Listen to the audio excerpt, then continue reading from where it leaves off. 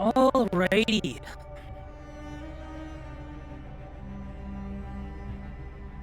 Good morning, people. We are going to get into the stream for today. I hope you all are having a wonderful morning, or even I don't know what time it is. Whatever time it is, I hope you're having a good time. We're going to get right on into it. Right on.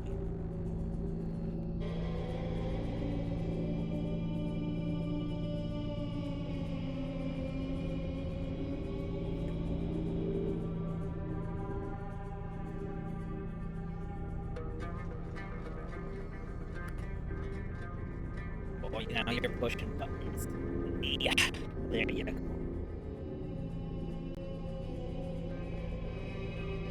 I have my cat in my lap, and he's just all happy.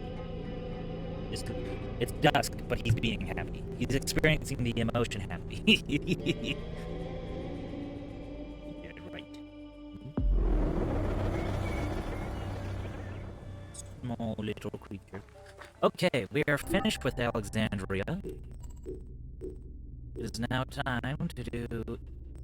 Let's go for the overall Egypt and then go into their daily life. So...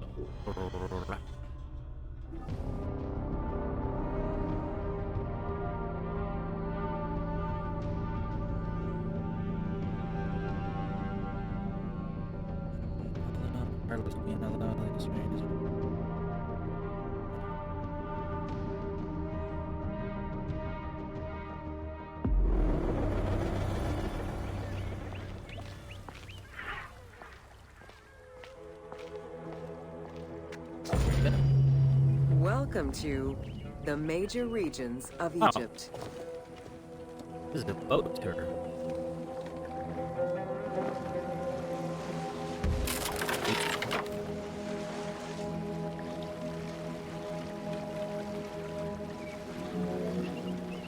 Life in ancient Egypt was concentrated along the shores of the Nile and divided into two regions. Lower Egypt was situated on the Nile Delta near the Mediterranean, and Upper Egypt was at the south reaching into Africa. Due to its proximity to the Mediterranean, temperatures in Lower Egypt were less extreme than in Upper Egypt. Yeah, well, I'm sure desert temperatures played a big part in where people were like, hey, we can live here. Until 3100 BCE and the unification of Egypt, each region had its own pharaoh and crown. Lower Egypt's crown was red and marked with symbols of papyrus and bees.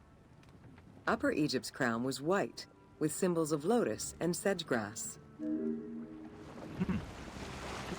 I thought Egypt just had one pharaoh that kind of had command of everything.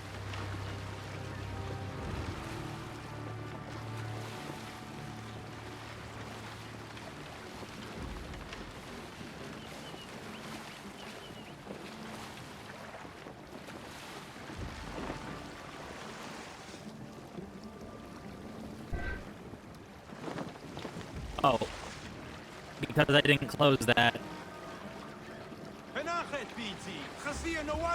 Oops. I get mad at me. I didn't know. It weren't me.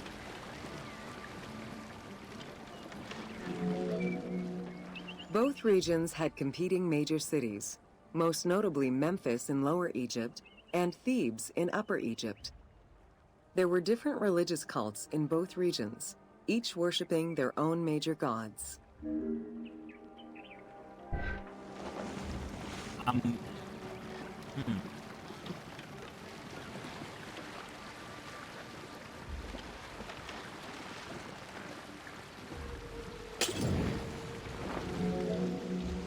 Many of the temples were designed in such a way as to represent the two regions, and ceremonies often incorporated Upper and Lower Egypt in their rituals. I mean, better to cover both bases than just to only cover one, I guess. I don't know.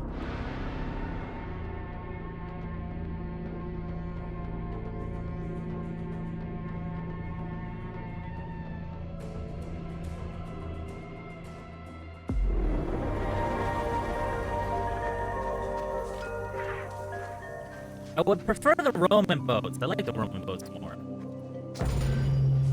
Welcome to Bringer of Life, the River Nile.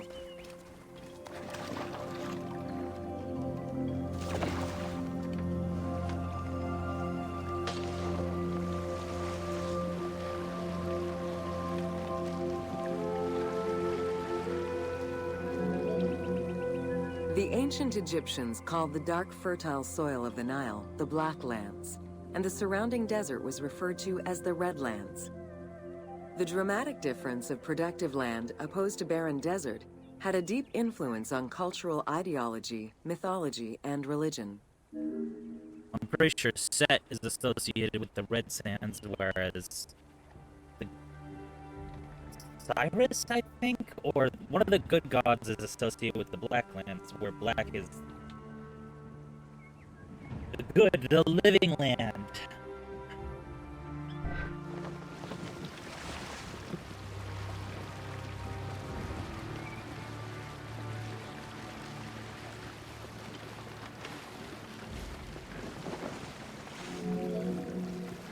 The Nile determined much of Egyptian civilization. For example, the seasonal cycle of the Nile was so consistent that ancient Egyptians created their calendar around it. The flood season, or Akhet, was when the departing floodwaters left arable soil for crops.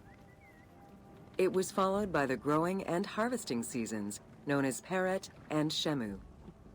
These regular seasons, along with abundant wildlife and rich soil, meant that Egypt's denizens were able to nourish themselves and ensure their country's strength in trade.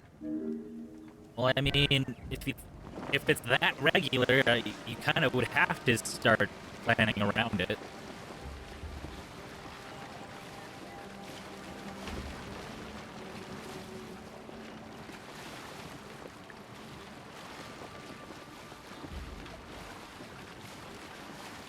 Looking closer at this boat, some of it don't look all that great put together.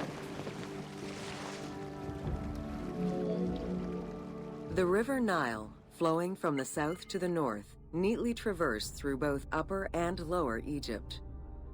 All of Egypt's major cities were built along this narrow ribbon of life. Protected by mountain ranges and deserts which acted as natural barriers to enemies, and sustained by the Nile's plants and wildlife, Egyptian civilization enjoyed economic and cultural prosperity for over 4,000 years. And then the Romans came.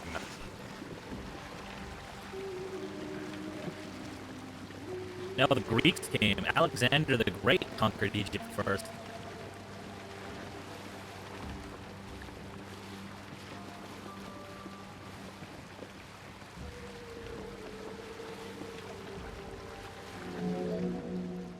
Both ancient Egyptians and ancient Greeks referred to the Nile as the river in their respective languages. Stretching a distance of over 6,700 kilometers, the Nile is one of the longest rivers in the world. It flows south to north, spanning 11 countries. The River Nile originates in the region of the Great Subequatorial Lakes, including one of the largest in the world, Lake Victoria near Tanzania. I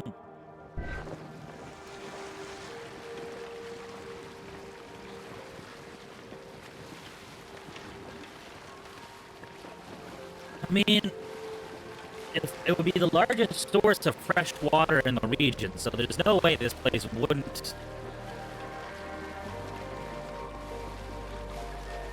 play a big role in their lives.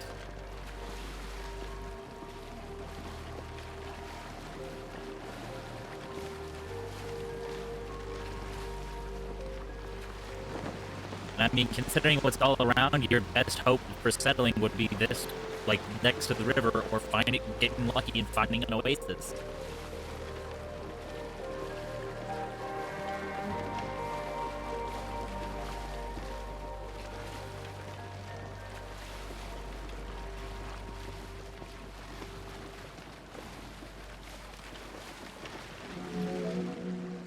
The river flows through African equatorial forests, swamps, volcanic lands, steppes, and deserts, splitting apart for a while and picking up various sediments from each region and carrying them all the way to Egypt. I didn't know there was Its main volcanoes artery, in known as the Africa. White Nile, rejoins with the Blue Nile in Khartoum. This is where it weaves through rich deposits of silt and nutrients, carrying them along in its wake.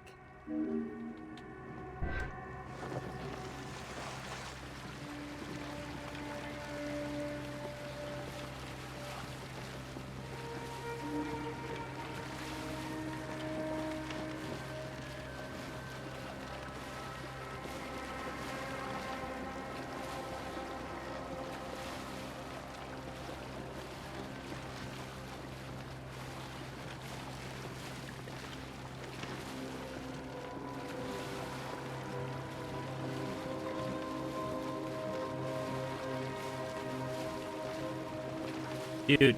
There's no way you don't see me coming. Don't do that.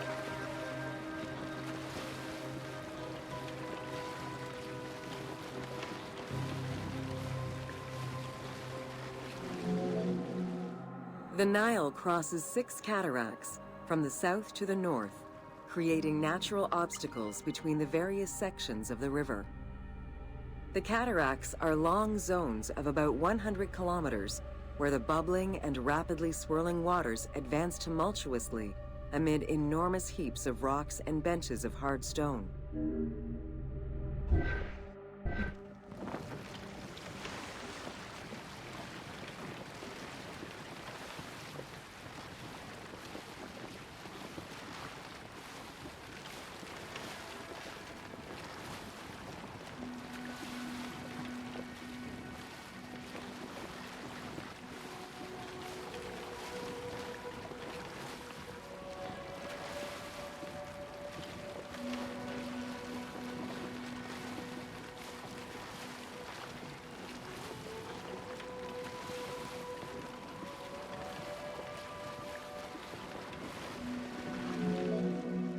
It is after crossing Nubia and the first cataract that the river officially returns to Egypt in Aswan. There are still 1,000 kilometers before it reaches Cairo and the Delta, bringing life to those living on its shores before it eventually empties into the Mediterranean Sea.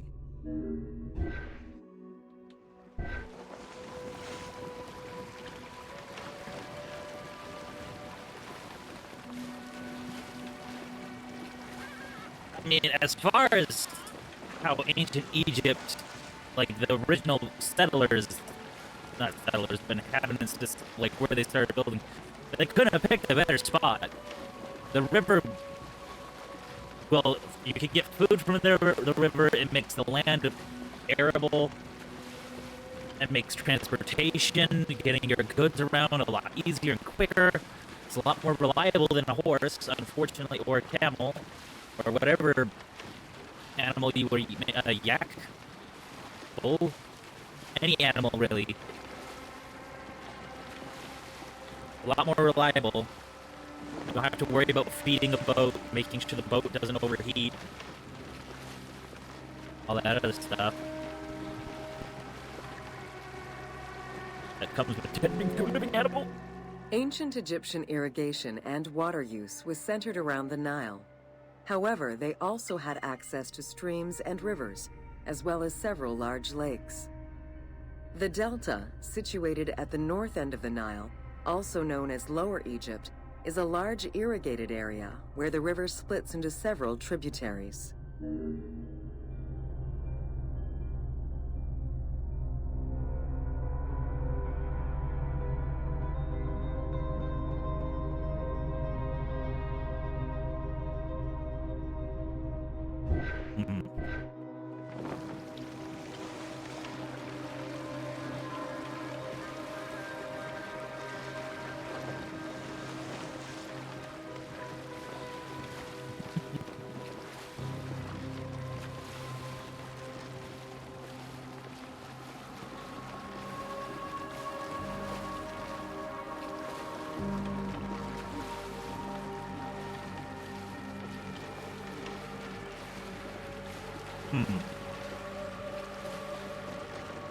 Yes. Yeah. Wow. Sit here if you wish. Pet.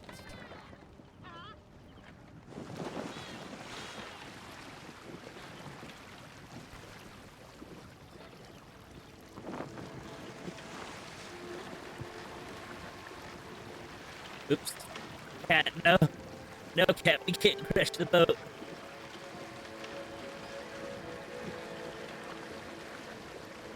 We must continue our history lesson on the Nile. Oh, this is more geometry. Geology. Geology? I don't know. It's something. I bumped something.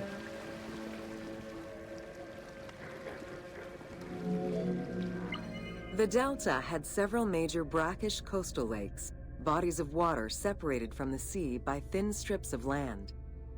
A mix of deep to shallow waters, salt swamps, and sand plains, these lakes were refuge to a wealth of species, as well as water and land plants. The occasional bandit could also be found sheltering within the denser reeds, waiting for the unwary traveler. I mean, seems like a good place to hide.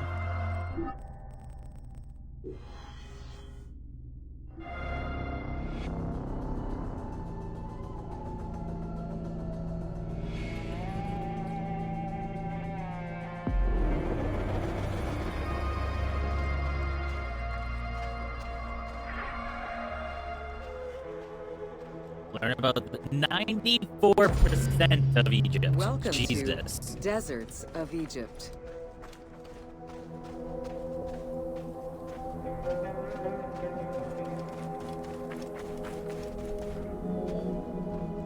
Reaching out on either side of the lush Nile are the harsh, arid Western Desert and the mountainous Eastern Desert. They cover nearly 94% of Egypt. Is that a whalebone? Each of these parent deserts have their own microclimate and contain several smaller deserts with a distinctive fauna and flora.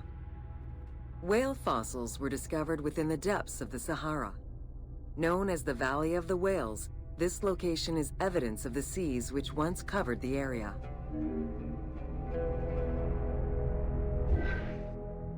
What happened? Tectonic plates shifting or something?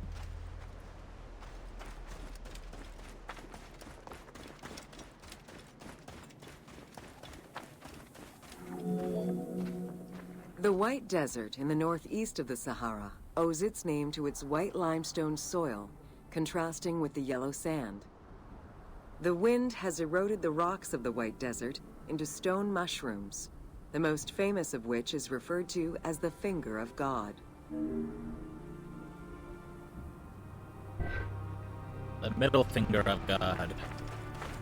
This is another perfect point for Senu. That's such a good... Right that, like that. Get a little bit lower, a little higher.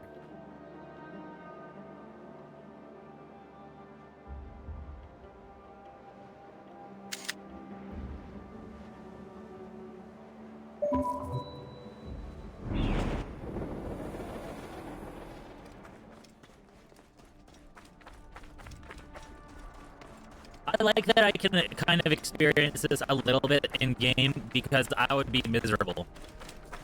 I would be really hot. I would be miserable.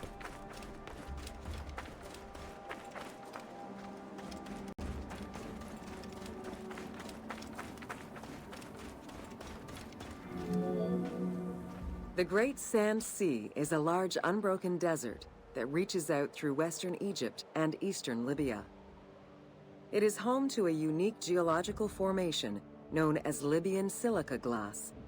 The pale yellowish-green material ranges from pebble-sized fragments to glass rocks the size of rough boulders.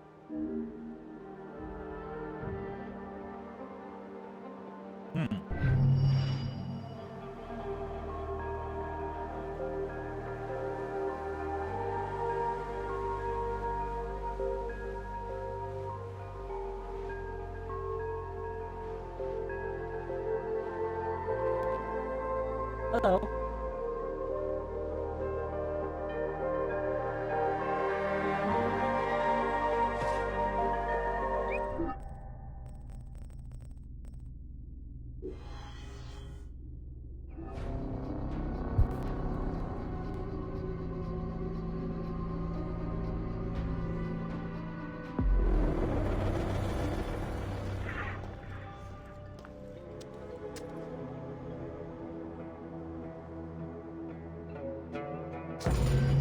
Welcome Just 2 to minutes. the Katara Depression. Big The ass Katara desert. Depression is located in the northwest Why part is of Giza Egypt. over there? Reaching 18,000 square kilometers, the basin is 133 meters below sea level and covered with salt. It is the second lowest point in Africa, after the Afar Depression.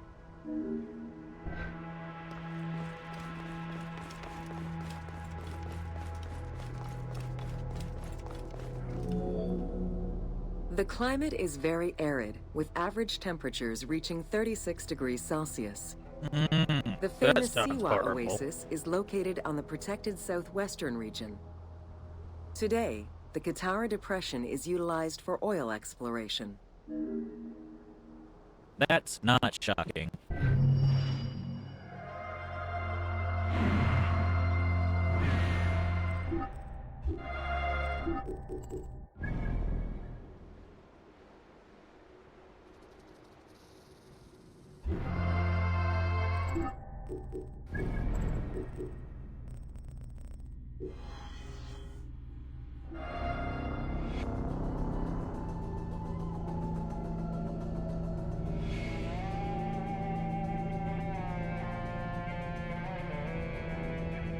Have you gone into psycho mode, little guy? See, Welcome to Siwa. I didn't expect them to say it exactly like how I said it.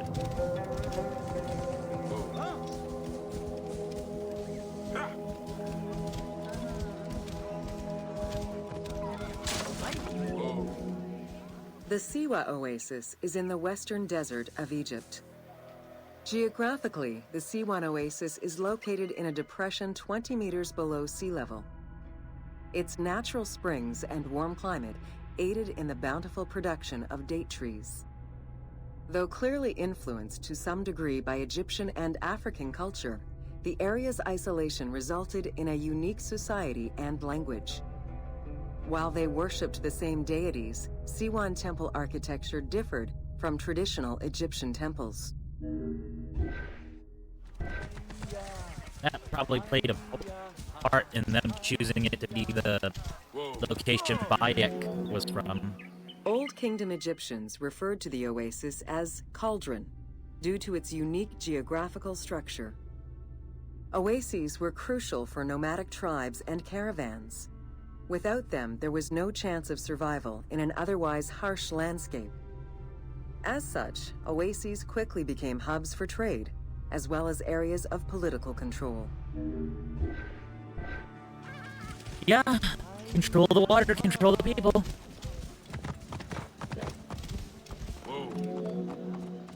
Because of the dry climate, there is very little rainfall to sustain the oases. Instead, underground rivers flood the natural basins.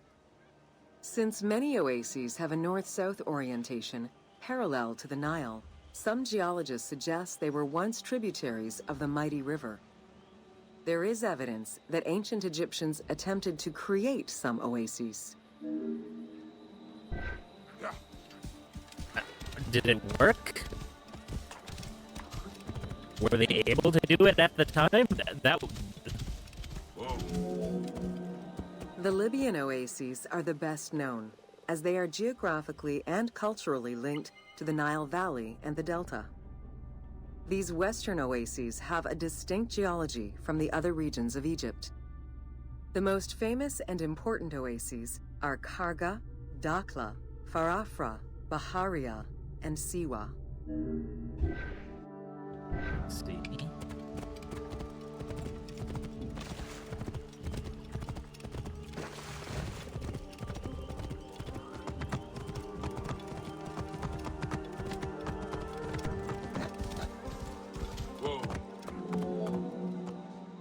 The Spring of the Sun is one of many thermal sources in Siwa, with the particularity that Cleopatra would have bathed in this one, giving it its name. The presence of the source beneath was attested already by Herodotus during the 5th century BCE, when the oasis was called Amuneion by the Greeks of Cyrene.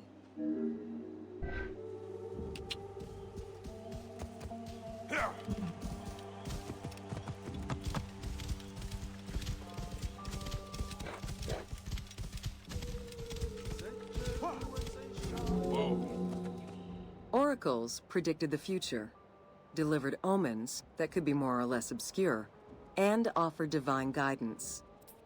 The Siwan Oracle was considered one of the 3 greatest of the ancient world, alongside the oracles of Delphi and Dodoni. Because of the Greek colonies in Cyrenaica, the temple associated Zeus with the worship of Ammon. Oh.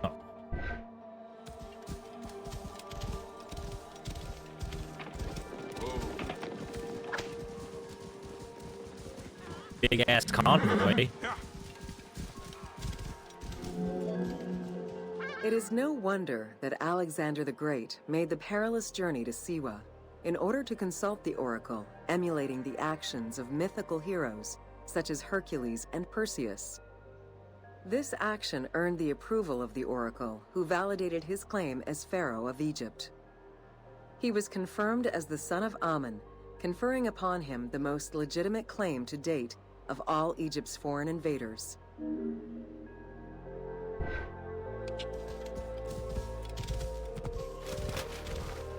Didn't he make an attempt to make the people like him so that they would be less likely to The rebel? powerful and the rich would send gifts or travel great distances in order to ensure their good fortune by gaining the blessing of the Oracle of Siwa.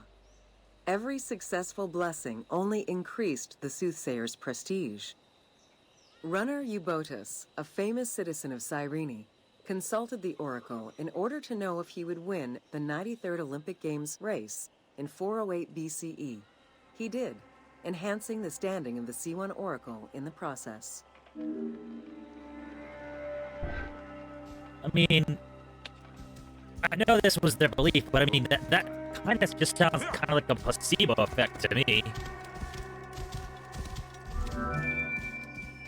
The Temple of the Oracle of Ammon was built in the 6th century BCE by Pharaoh Amasis.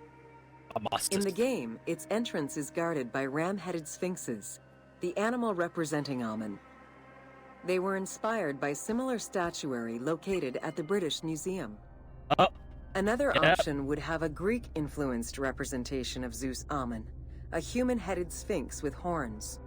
This representation of Zeus Ammon was very popular in Siwa. Another thing mixed by the British.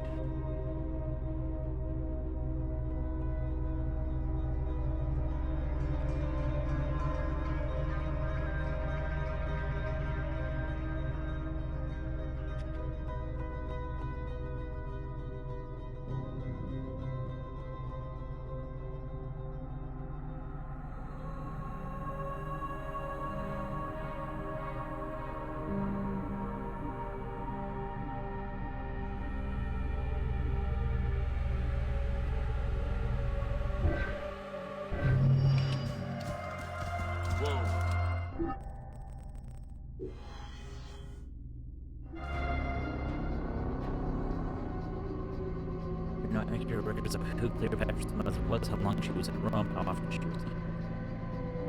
Still living in how she died.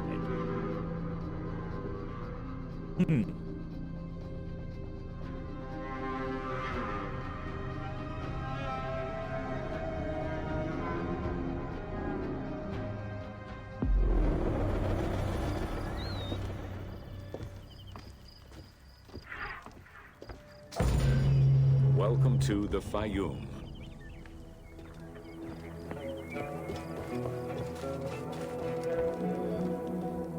The Fayum Oasis is an enormous basin in the western desert that formed from the Nile's overflow. As such, it is not considered a true oasis, though it gives its name to the region, which covers Lake Morris. The oasis harbors some of the oldest archaeological artifacts of the region, indicating that the area has been inhabited by hunters and gatherers since the Neolithic period. I assume this thing was meant to be some sort of saw. Man. See, look, this guy's using a regular hammer, and I'm wondering why some would choose to use the weird round one. The Fayum Oasis drains into Lake Moeris, which was a large freshwater lake, but at some time became a saltwater lake. In the 12th dynasty, ancient Egyptians redirected the water flow with a dam and dug a supply canal using the lake as their reservoir. Irrigation enabled them to continue growing crops of figs, grapes, and olives year-round.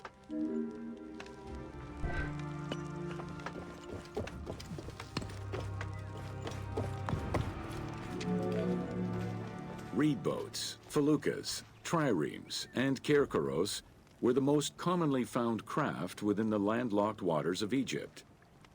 They were used for various purposes, ranging from daily fishing, trade, warfare, and travel, to the ferrying of massive stone blocks used to build the great monuments of Egypt.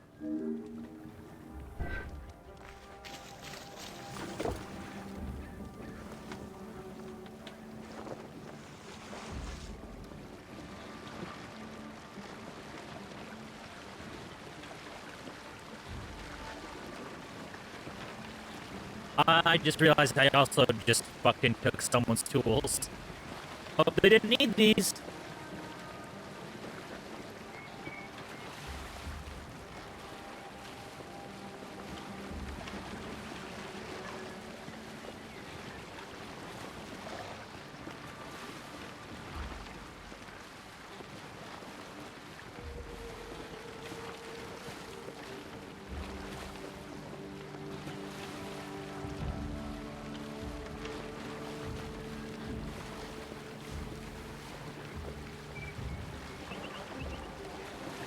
Very far out. Oh, and I can't kick up the speed. This is as fast as this goes. Okay, well that sucks.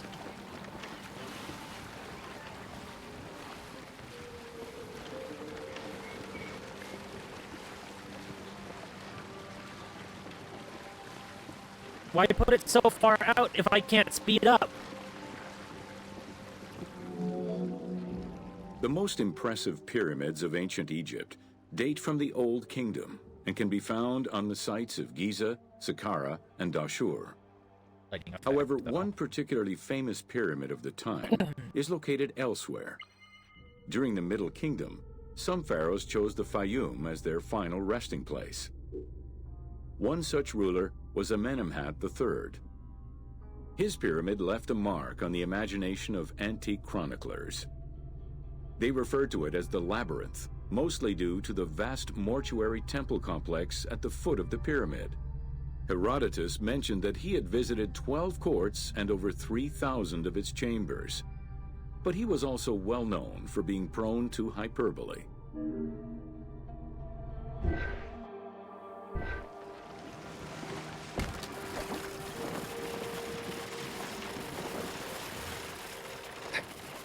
Out of the way, Hippo!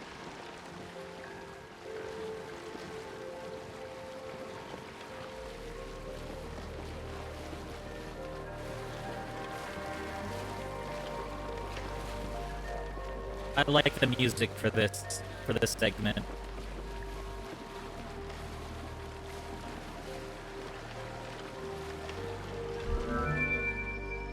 Amenemhat's pyramid was built with a brick core and covered with stone slabs, designed to be impenetrable. The burial chamber, made out of a single block of sandstone, is unique in its design. Richard Lepsius and Flinders Petrie both explored the pyramid site, measuring 385 meters by 158 meters, and identified it as the location of the labyrinth. Their research conditions were difficult, as most of the site had been submerged by the nearby canal. Furthermore, the stones from the complex and the outer casing of the pyramid had been quarried away long ago. Why? Ubisoft decided to give life back to this lost monument and the many crypts that were said to be devoted to the sacred crocodile god, Sobek.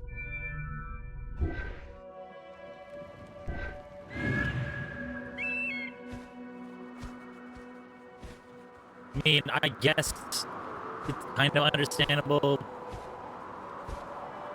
People just taking stuff for their own projects.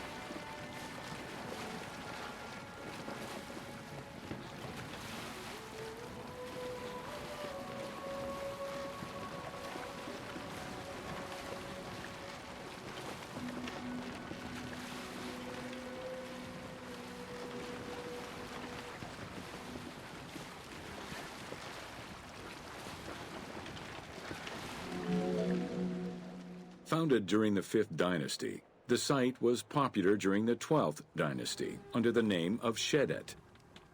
During the Ptolemaic era, the metropolis was named Crocodilopolis by the Greeks, in honor of the crocodile god Sobek.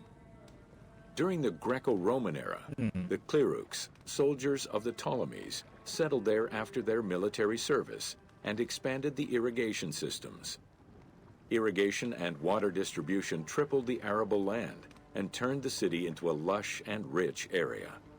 27,000 inhabitants lived in its precinct at its height.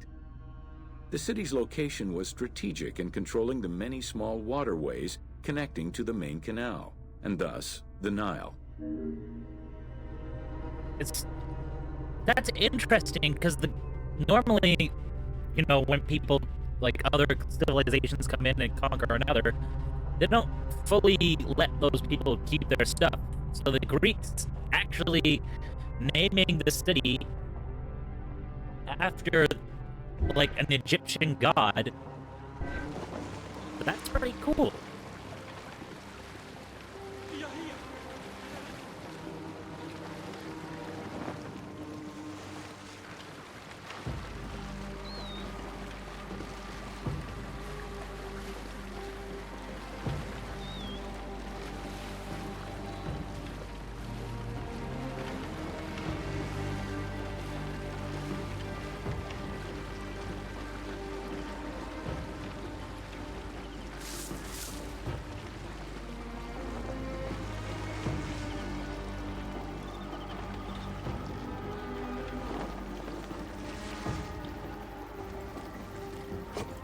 Perfect park.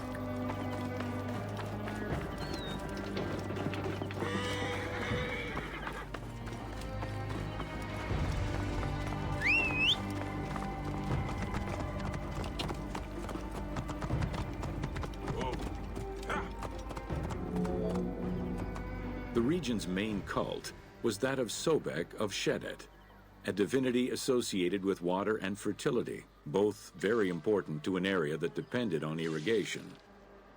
Many local villages had the title Town of Sobek added to their official designations. During festivals, ancient Egyptians recited hymns to Sobek, asking for his divine intervention. Greek settlers and later Romans would help the Temple of Sobek's economy to flourish by adopting the local embalming mortuary rites. Their sarcophagi were beautifully painted and adorned with amazingly realistic portraits. That's cool. I thought Sobek was also the god of lies. That might be set. I don't know. Whoa. Very similar to the cult of the Apis bull in Memphis, a living crocodile was worshipped within the precinct of Crocodilopolis' main temple. Known as Sobek to the Egyptians, and sukos to the Greeks, it was reported by Strabo that priests fed it with meat, wine, and honeyed milk. They covered its body with jewels and gold. After its death, it was embalmed and placed within the crocodile's grotto, alongside thousands of other mummified crocodiles. Basically, one crocodile got picked every year, like every time one of these guys died, just to become a god and have the best fucking life ever.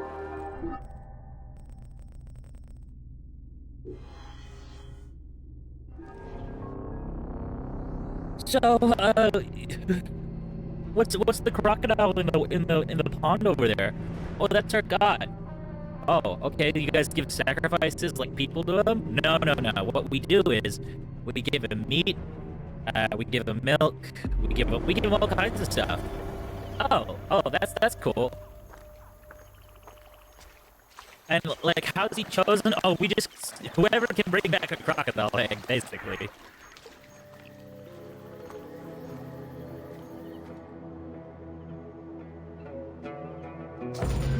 Welcome to the city of Memphis. And fish. Throughout all ancient Egyptian periods, cities had one thing in common. They were situated along the Nile's shores. Cities were often designated for government or for worship. Major cities had several temples dedicated to numerous gods and goddesses. Egyptians referred to the organization of their cities as a sepat, or later on by the Persian term nome. There were 20 sepat in Lower Egypt and 22 in Upper Egypt. The capital city of ancient Egypt changed many times over the periods.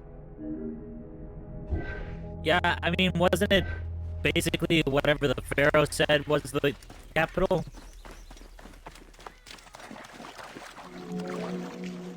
One of the largest was Memphis, located in Lower Egypt. It was a key center for religious temples, including their most important deity, Ptah, god of creation. Thebes, located in Upper Egypt, competed with Memphis and featured as both a political and a religious center. Two important temples, Luxor and Karnak, were built there. A minor capital of the Sayyid dynasty was the city of Sais. This was the last native Egyptian capital of Egypt.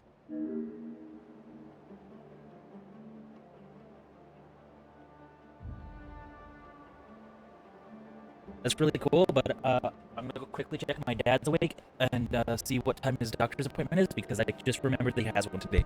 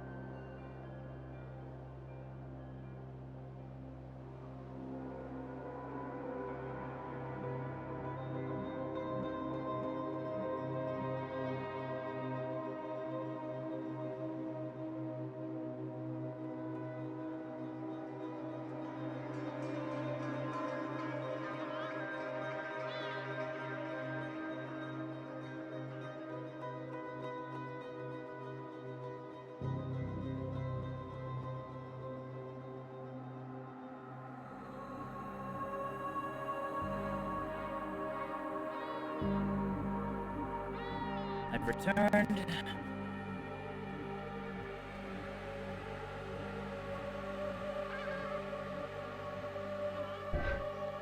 Get back into it.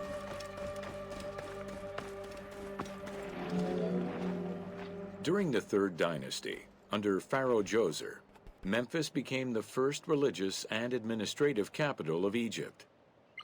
Even when the political capital of Egypt decentralized itself, pharaohs were crowned in this sacred city in order to legitimize their ascension to the throne, up to and including Alexander the Great.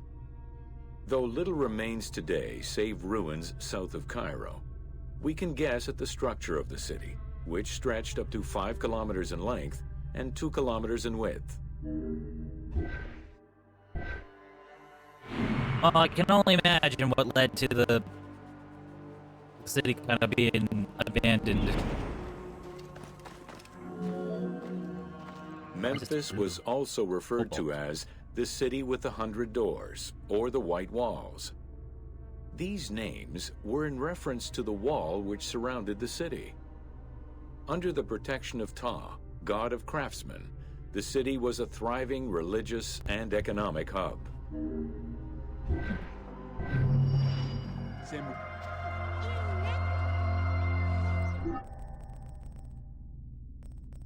How many long ones are there actually left in this? There's just 1 7. Well, there's the 6 there. There's 6 there. It's not very many long ones. We probably will still breeze through this.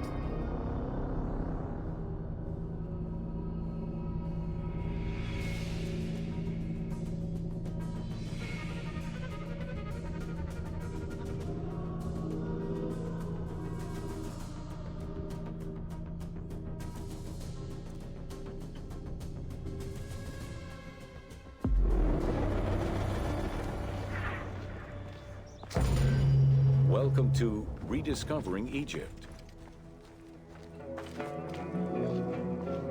In the 19th century, the increased intensity of tourism and excavations, as well as the outflow of antiquities to other countries, threatened Egypt's archaeological heritage. Egyptians took part in this destruction by ransacking sites for artifacts to sell, quarrying stones from ancient monuments, and removing sebak, ancient mud bricks, to reuse for their own purposes. Everyone was like, let's just rip it up. A major step in conserving Egypt's heritage was taken in 1858, when the Viceroy of Egypt created the Antiquities Service. Supported by a team of foreign scholars, Auguste Mariette exerted an iron grip on the service. He carried out his work across Egypt and into Nubia, intervening on almost every major site. Aware of the necessity of keeping unearthed artifacts in Egypt, Mariette requested a museum be created for that purpose in 1858. This museum was the ancestor of the Egyptian Museum. And he was possibly a serial killer. Look at his dead eyes.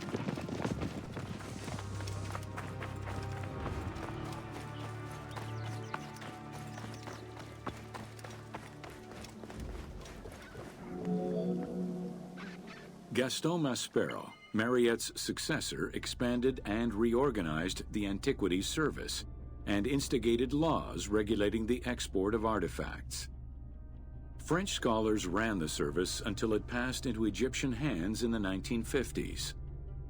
As of the mid-19th century, Egyptology was fast becoming a recognized discipline within both private institutions and learned societies. Yeah, cool. Is there like a law against like taking a picture of the people when they don't look like they've like stopped caring about humanity? Like this guy looks dead inside too.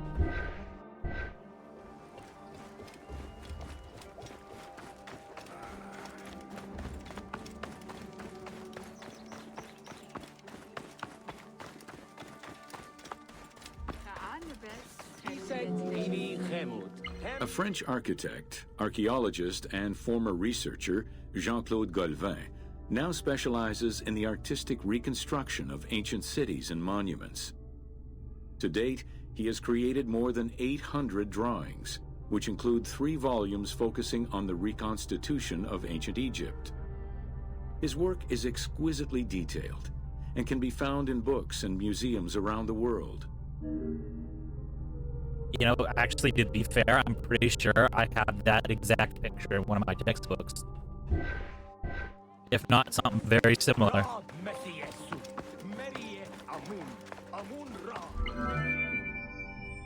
The team was thrilled to collaborate with Jean-Claude Galvin in order to recreate Egypt for the game.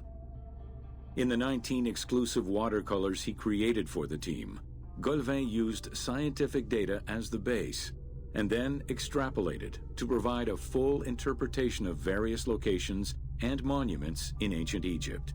That's sick. Both early sketches and fully rendered images were then used by the team as references while building the world of Assassin's Creed Origins. And that's part of the reason why I love Assassin's Creed so much. They do that kind of shit for all their games. Ah, fuck.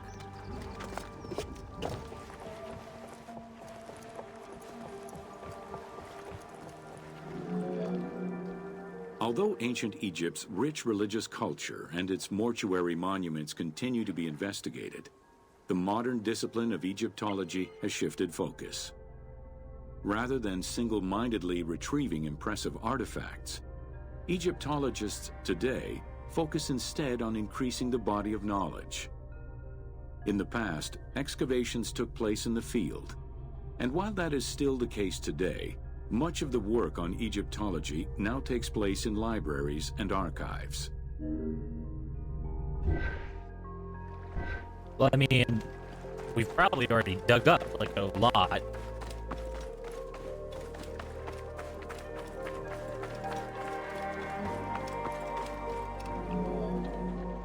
Today, archaeology in Egypt relies on an interdisciplinary approach, where traditional Egyptologists are helped by a wide spectrum of scientists from other disciplines and new, non-invasive techniques.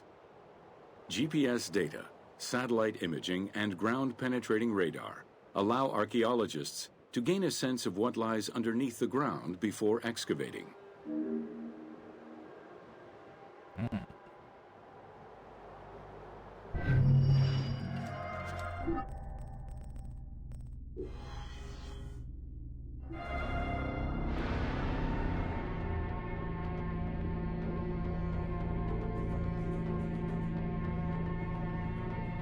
Oh, that's fancy. The words are only for first rest. Polished stone formed smooth, slanted sides of pyramids.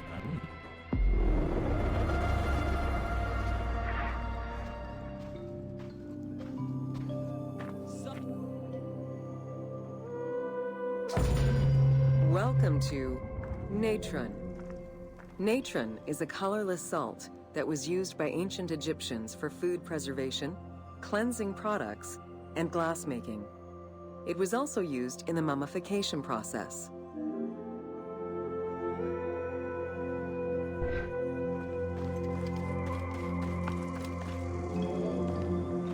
During the ceremonial embalmment ritual, the priests packed the body in natron in order to remove all of the moisture. Once the body was thoroughly desiccated, they could begin the wrapping.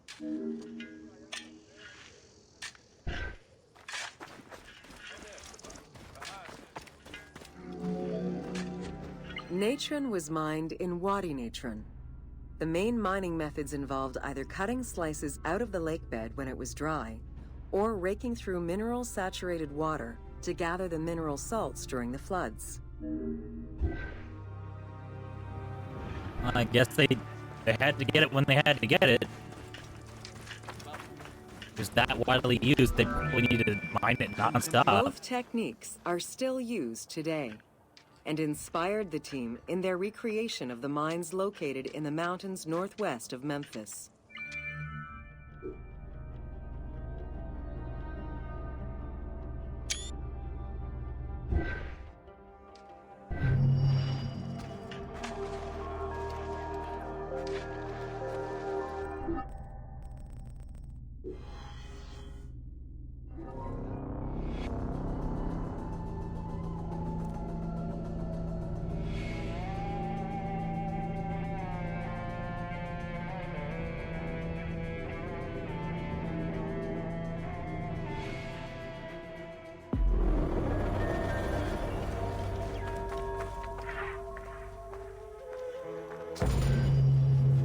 Welcome to Fauna of Ancient Egypt.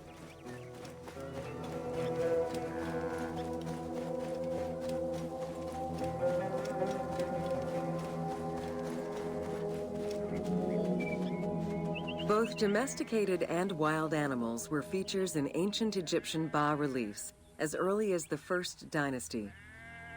While the variety of wildlife served as a reliable food source, it also influenced both culture and mythology. Some were gods, or viewed as gods, they're children of the gods.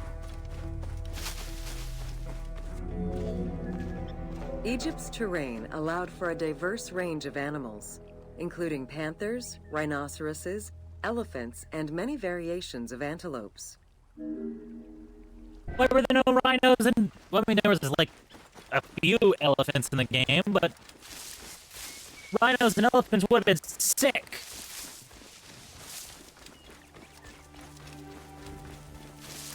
Kind of stuck to hippos and... But it also put in more possibility for hostile fauna. The Nile was home to many species of fish, along with hippopotami and crocodiles.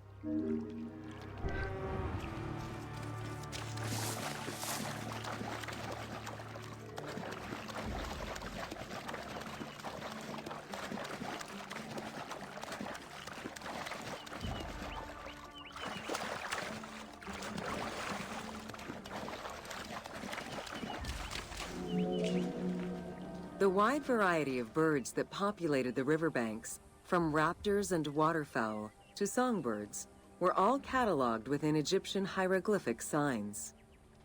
Encounters with reptiles and insects, such as cobras, scorpions, and scarabs, influenced hieroglyphs and art. Yeah. Scorpions are, they're on the nope list too. I find them more tolerable to look at than spiders, but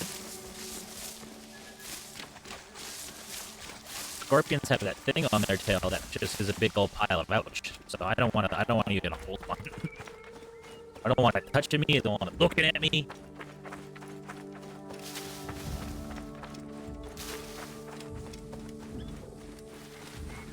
Oh, I'm not gonna... Okay, no, this is... He physically won't attack me. While all animals had sacred meanings, lions in particular represented power and royalty to ancient Egyptians.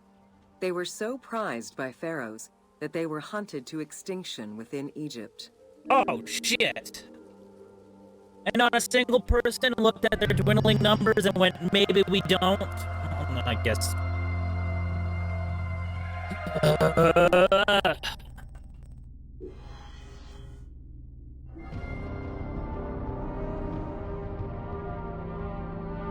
More humans doing more dumb human shit.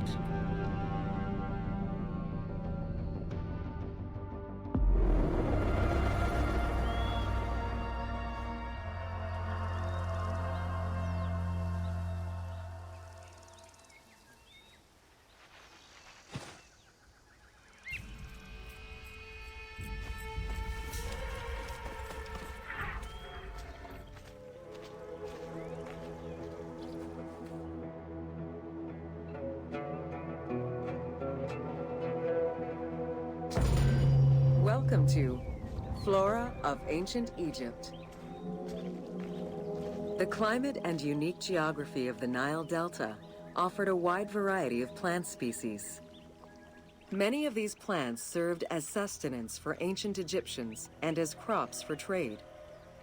The Nile's consistent seasons allowed Egypt to sustain itself for centuries. Yeah, consistently hot and shit.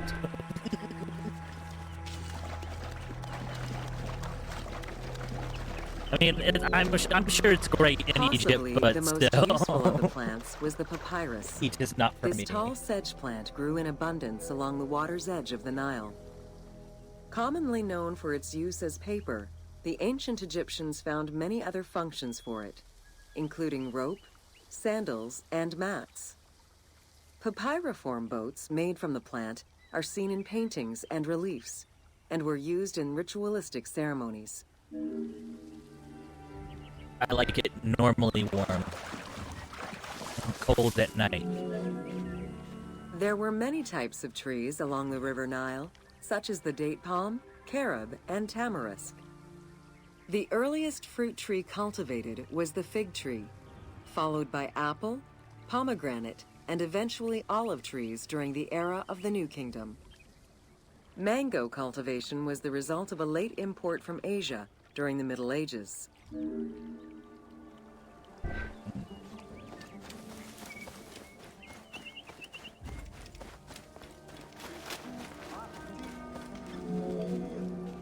Some trees were associated with gods, such as the acacia with Horus.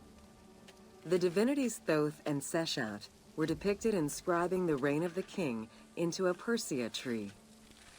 The sycamore was connected with the goddess Iset, patron of the ritual of life.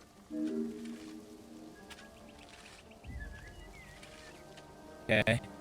Well, I have questions as to why, but, you know, it's not super important, I guess.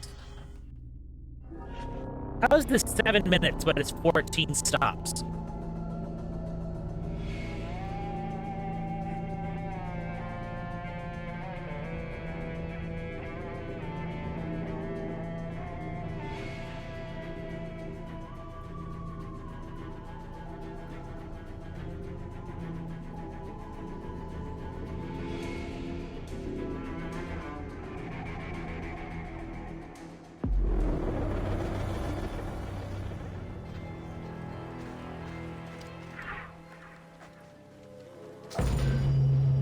Welcome to Ancient Egyptian Hieroglyphs. Hieroglyphics were used as sacred writing, appearing on monuments, statues, and sacred papyrus texts. The earliest symbols that resemble hieroglyphs were on pottery dating back to 4000 BCE. This stylized form of signs and drawings was the only writing used from its ancient origins to the end of pharaonic history. Ancient Egyptians referred to hieroglyphs as the writing of the gods.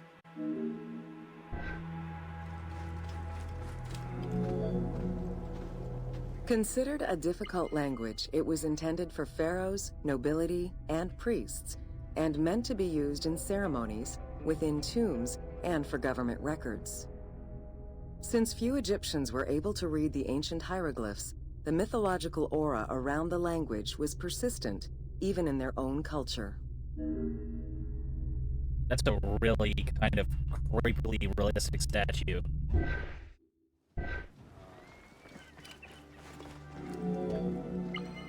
The structure of hieroglyphs offers insight into Egyptian culture, not just in what the translations say, but in the structure of the symbols themselves. They were found on tomb walls, on sarcophagi, on statues, and on pottery, and were meticulously recorded in countless ancient papyri.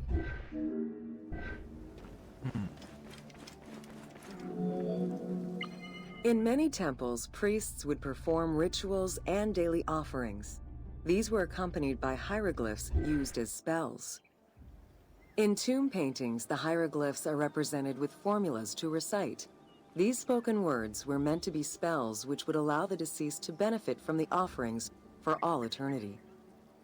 Spells and offerings were also written for the living, to enhance medicines and cure illnesses. The most famous of ancient Egyptian documents is the Book of the Dead. Written in hieroglyphs and hieratic texts, it depicts important spells and rituals. These spells were intended to ensure a smooth transition from life to death, and allow the deceased to safely navigate the perils of the afterlife.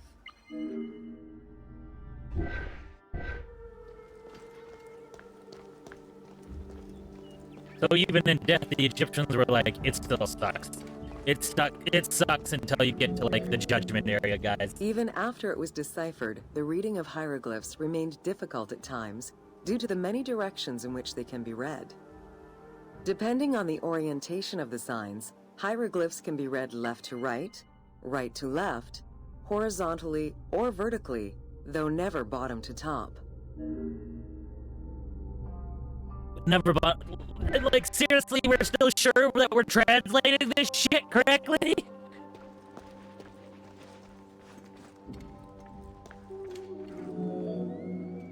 A clue on which way to read is to first notice which direction the figurative signs are facing. If a pictogram is looking to the right, then the reader is meant to start from the right and read towards the figure.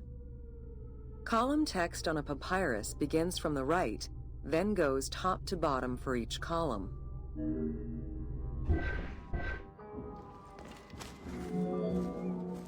Text written on tomb walls resembles the structure of a page from a comic book. The text can be placed in front, behind, or above the character, and its symbols look in the same direction as the character. Another clue is that the name of a god or hieroglyphs meaning gods or kings are always written before the descriptive text. Compared to alphabetical languages, Egyptian hieroglyphs have more symbols. Confronted with the absence of vowels, the Egyptians invented a category of signs. When placed at the end of words, these signs help inform its meaning. For instance, a drawing of a lion will refer to a lion and also relate to the abstract concept of a lion as something dangerous or powerful.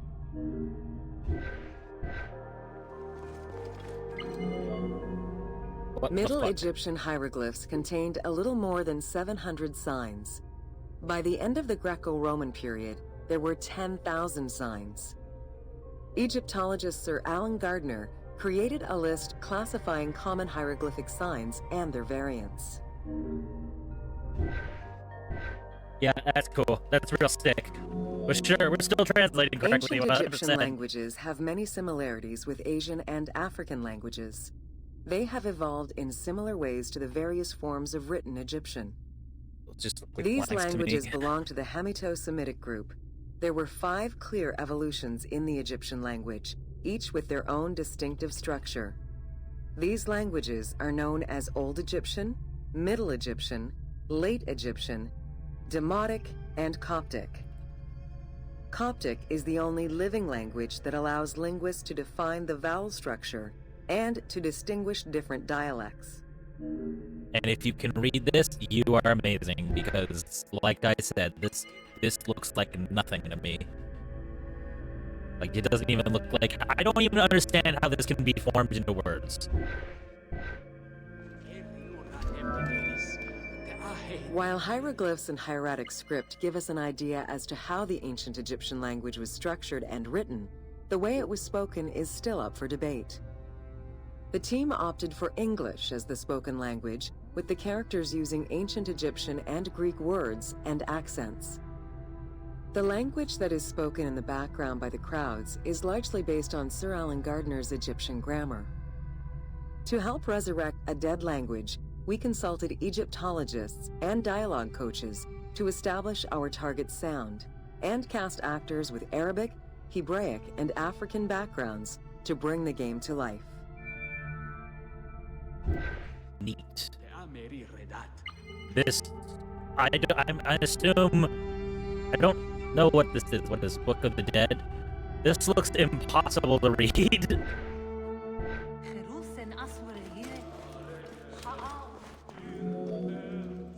After Alexander the Great's arrival in Egypt and the establishment of his reign, Greek became the language used by the governing bodies. The inability to read hieroglyphs caused resentment among the Greek population.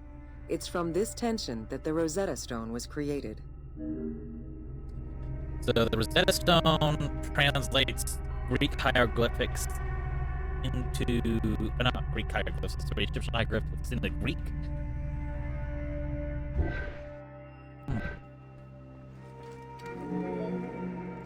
The spread of Christianity ended pharaonic culture and resulted in the destruction of its pagan monuments. This also marked the end of hieroglyphic writing and understanding. Yeah.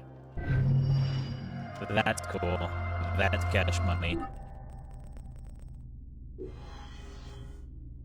I don't even care that that they said it was like the one religious group that did it. I just care that people did it.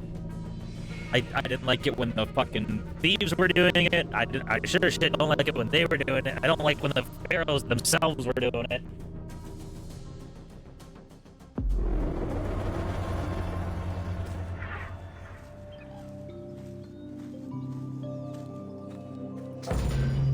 Welcome to Jean Fres.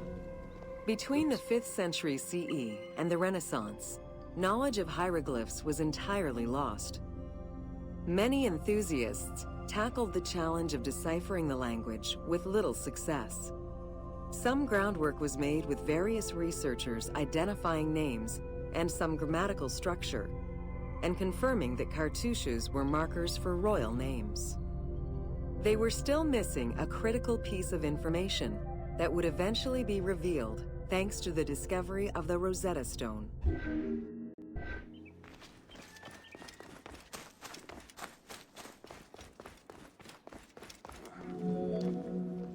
The Rosetta Stone was found in 1799 by Bouchard, a soldier in Napoleon's army. The stela dates from 196 BCE, written in ancient Egyptian and Greek with 3 scripts: hieroglyphics, Demotic, and Greek alphabet. What's Demotic? Following the defeat of Napoleon Bonaparte in 1801, the English took possession of the stone. It has been at the British Museum since 1802 and remains the most visited object of the museum to date.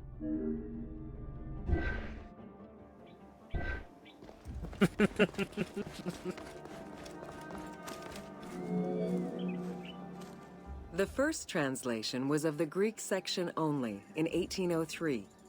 It detailed a decree of Pharaoh Ptolemy V, reminding the citizens that their pharaoh had led Egypt to prosperity.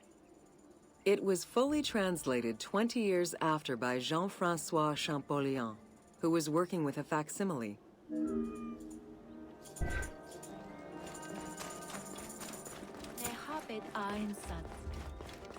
Okay.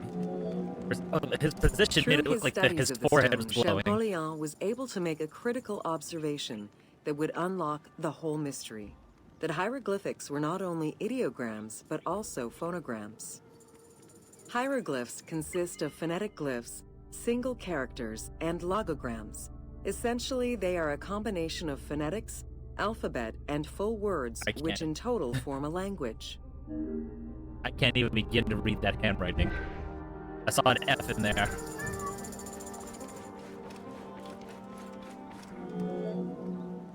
While studying the stone, Champollion realized that there was a difference in the number of hieroglyphic characters in relation to the number of Greek characters for the same word.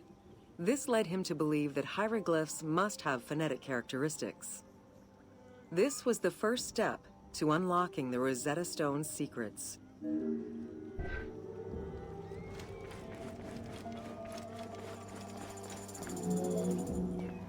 To prove this theory, Champollion began identifying Egyptian rulers' names and then compared their phonetic pronunciation to the Greek version. For example, Cheops had been the Greek name given by ancient chroniclers to the owner of the Great Pyramid, Khufu.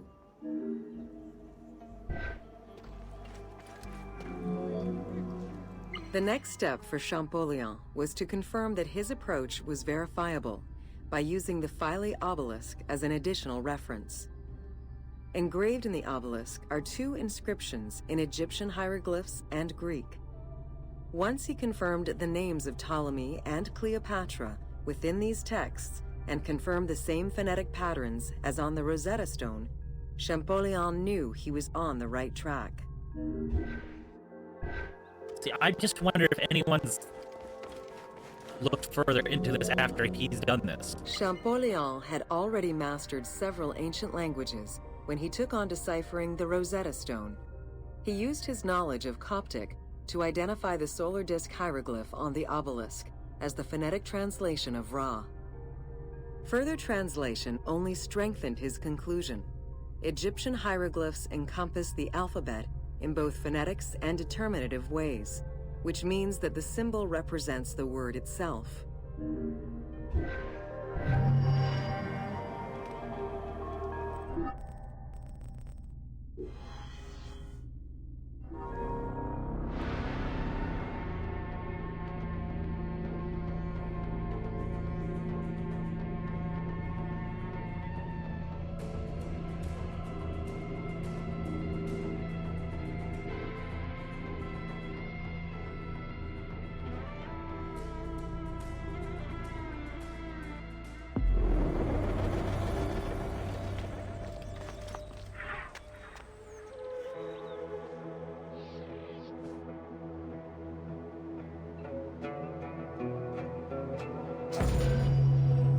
to Cyrene.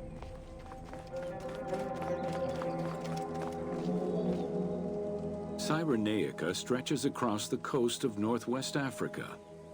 It was known as Pentapolis in antiquity, a reference to the 5 main cities that formed the Greek colonies.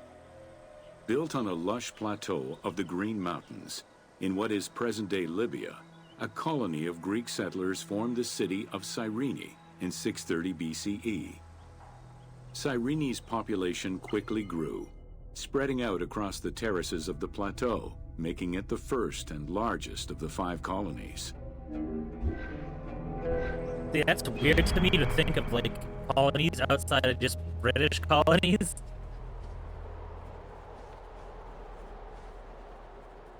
I did spend a whole lot of time here, now that I think about it, when I was playing this game.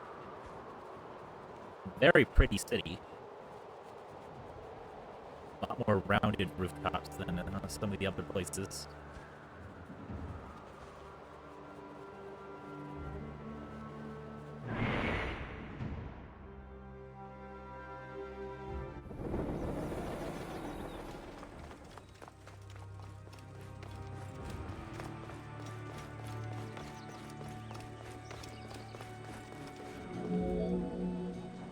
The city of Cyrene was founded by Batos Aristotle, guided by the Oracle of Delphi.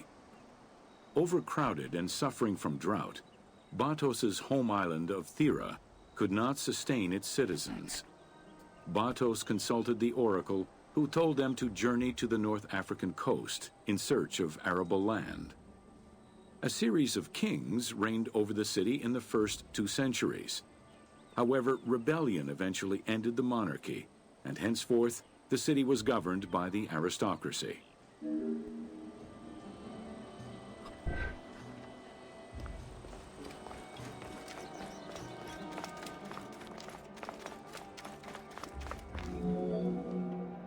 The key features of Cyrene were temples dedicated to gods, Apollo, Demeter, and Zeus, alongside Ptolemaic gods, such as Isis and Serapis. A large agora defined the city's center, and on the western edge, the famed Acropolis was built. A fortification wall was added around the harbor at the end of the 2nd century CE. As the city grew, more buildings were constructed beyond the walls. I mean, generally speaking, that's kind of just what happens. They build walls, and then the city keeps expanding, and they just have to build new sets of walls, and it ends up making kind of districts, whether they meant it or not. Under Roman influence, Cyrene became an economic powerhouse, rising in status throughout the Mediterranean. Cyrene's school of medicine rivaled all others except for that of the Greek city Kos. Some of the great minds in ancient math, astronomy, and geography were born or established in the various schools of the city, which included an institute of philosophy founded by Aristippus, a pupil of Socrates.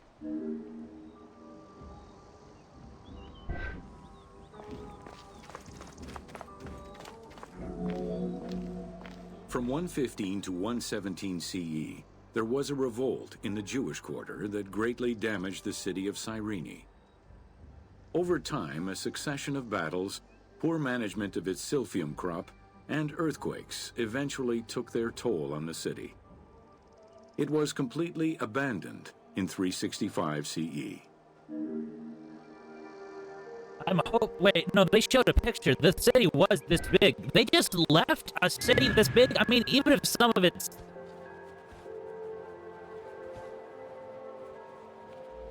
That's fucking...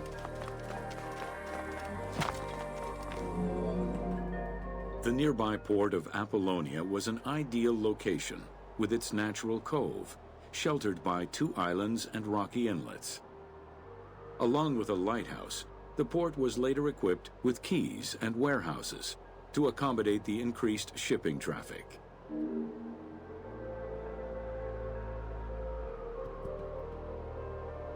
I like watching boats like that.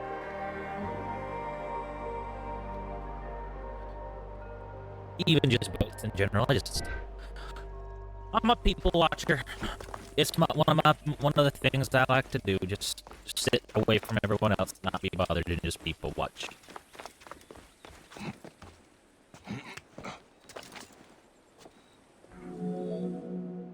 With its success as a commercial trading port, Apollonia surpassed Cyrene to eventually become the capital of the Pentapolis.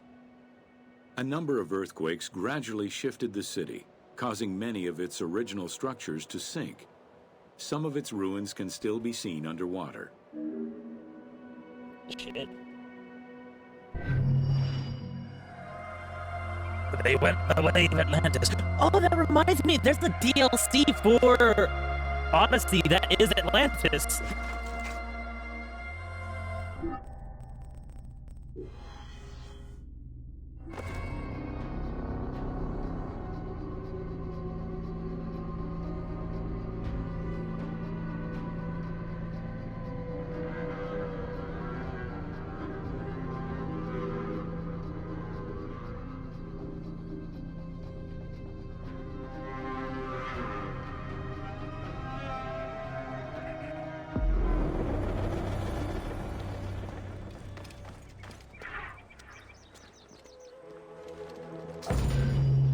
Welcome to the Agora and Thermal Baths.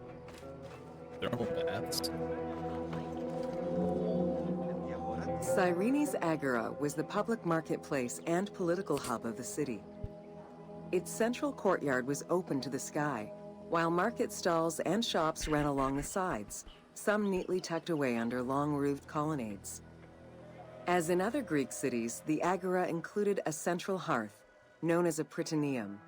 This place served as Cyrene's official embassy, where guests were welcomed to the city.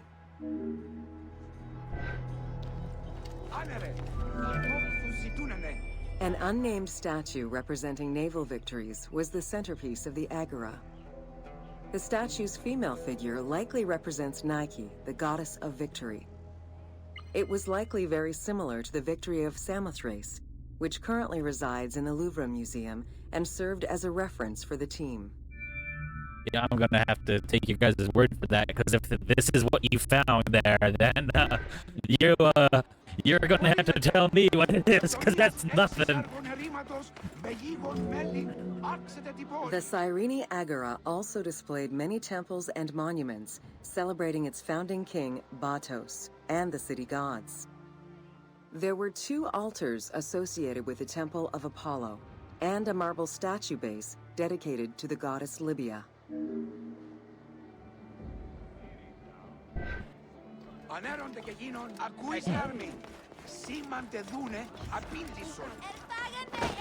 my way. The civic buildings included a law court complete with an archive library that would have housed legal documents and other papers essential to the city's governance. Traces of fire damage to the building's remains indicate that it was possibly destroyed during the rebellion of the Jewish community in 115 CE.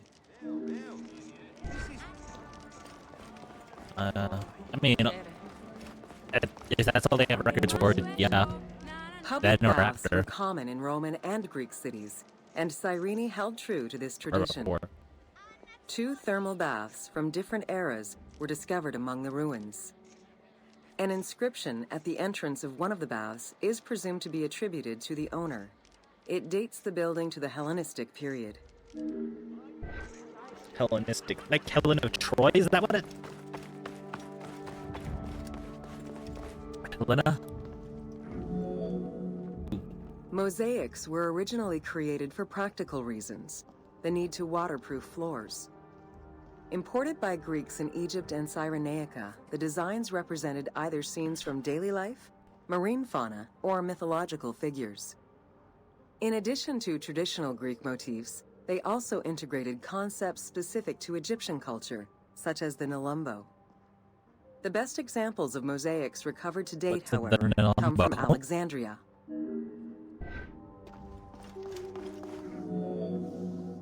The Cyrene baths were fitted into an underground tomb dated somewhere between the 8th and 6th century BCE. Bath seats were carved directly in the rock, allowing for more comfortable ablutions. As with many of the public buildings, the thermal baths were elaborately decorated. Statues such as Aphrodite and Eros the Archer were discovered within. Yeah, I like how they designed these columns.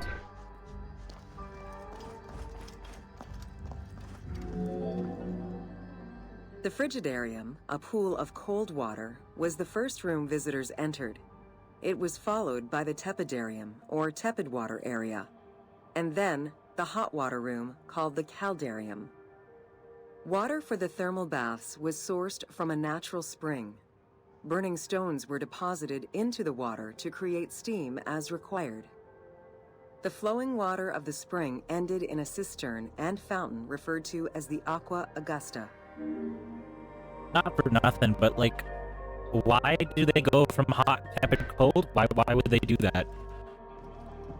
At least personally, I like hot water. I would probably just go for the warmest bath first. Later Roman baths were built under Emperor Trajan and then restored under Hadrian. After the earthquake of 365 CE, they were replaced by baths of Byzantine design, with stones from the old thermal baths used in the reconstruction. The team relied on documentation describing the baths built under Trajan in order to create the location available in the game.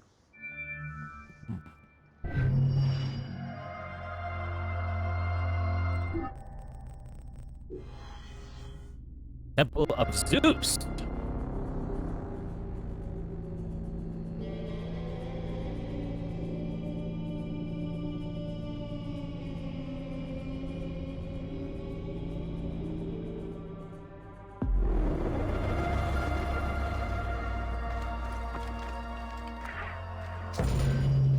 Welcome to the Temple of Zeus in Cyrene.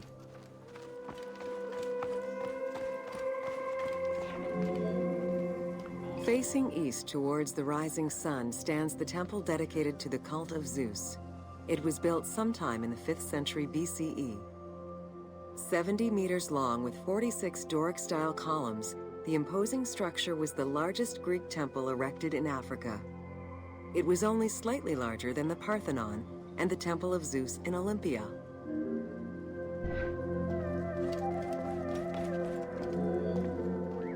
The exterior was designed with the decorative elements common to Doric architecture.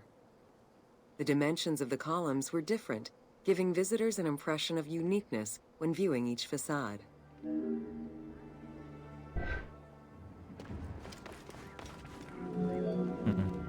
After the temple was destroyed during the Jewish rebellion, Emperor Hadrian had it reconstructed.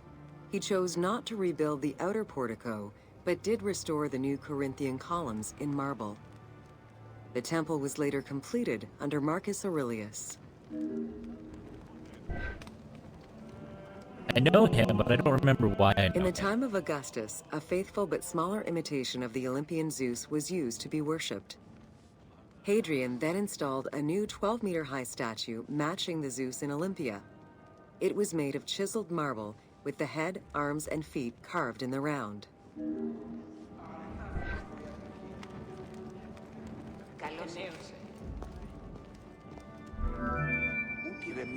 Archaeologists confirm that there was a monumental statue of Zeus in this temple, though experts remain divided on whether it was one of Zeus or one more specific to the cult of Zeus Ammon. The team elected to place a statue of Zeus Ammon in this location, knowing that Cyrene was central to the spread of this cult in the Greek Mediterranean area.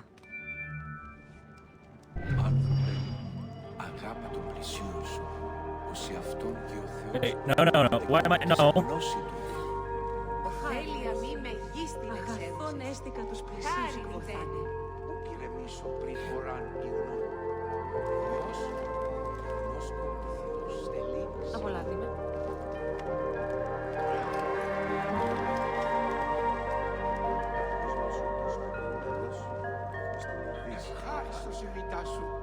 Ευλογείτε σε Θεοί.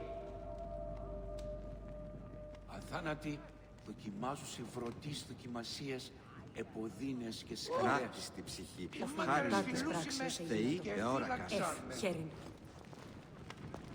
Okay.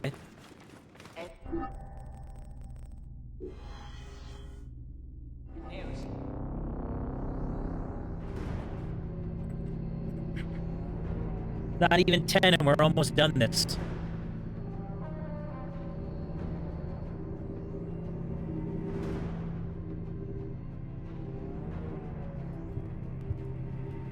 It's 4:47.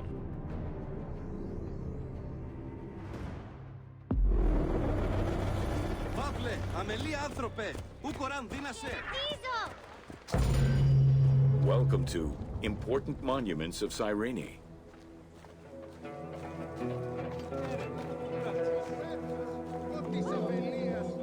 The Sanctuary of Apollo sits on a prominent edge of the plateau of Cyrene, overlooking the Mediterranean Sea. It could be accessed either by the road from Apollonia, via the necropolis, or by the Sacred Way, coming from the agora of the city.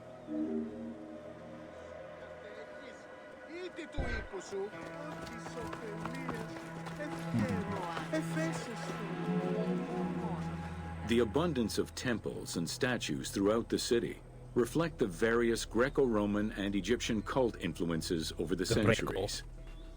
Temples dedicated to Apollo, Cyrene, and Zeus stood alongside those of Ptolemaic gods, such as Serapis and Isis. Numerous fountains were decorated to represent other gods, including the city's namesake, Cyrene. I know a lot of Greek gods, but I don't know Cyrene.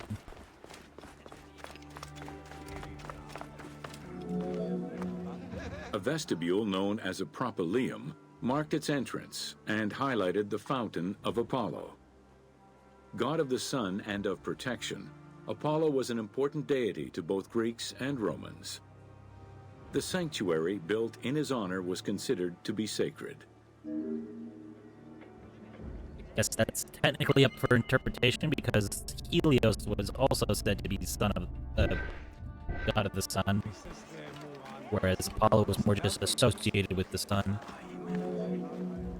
The imposing temple was built on a natural cornice, stretching more than 200 meters in length and roughly 50 meters in width, and was surrounded by a vast Doric colonnade. Sections uncovered by archaeologists indicate restorations to the columns were made between 115 and 116 CE.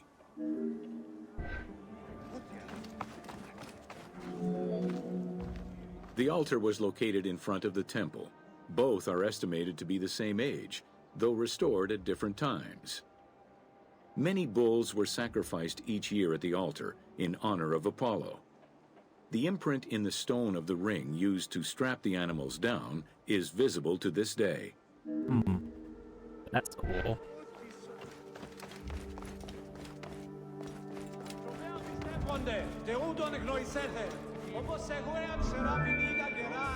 Carved during the Roman era, the Apollo Cytharide was discovered near the temple.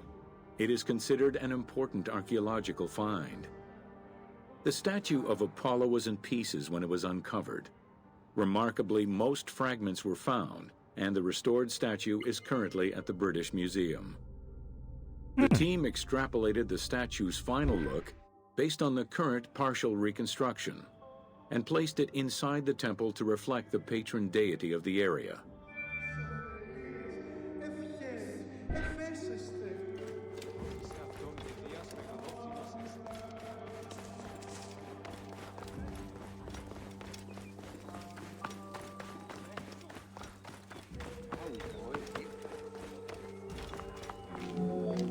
What the fuck is The that? amphitheater of Cyrene is located on what is known as the Terrace of Myrtosa, next to the sanctuary of Apollo.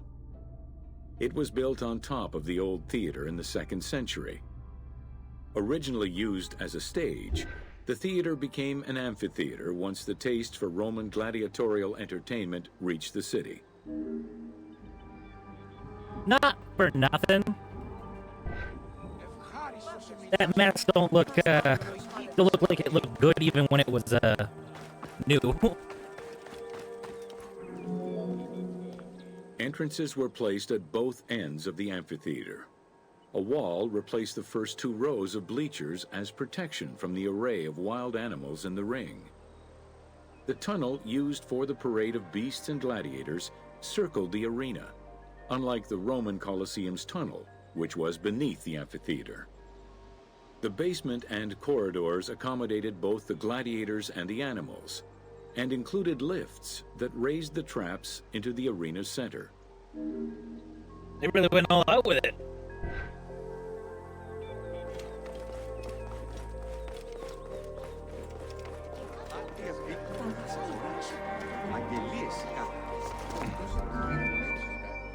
Since the original theater was close to the cliffside, the expansion didn't allow for a perfect circle. Instead, junctions of the semicircle formed the arena into an oval shape. This elliptical formation still ensured an excellent view from all angles. The team decided to create a perfectly round theater for technical reasons, and used the structure of the Roman theater as their reference. Yeah, still bugging me that you're using Roman theater for Greek theater, but...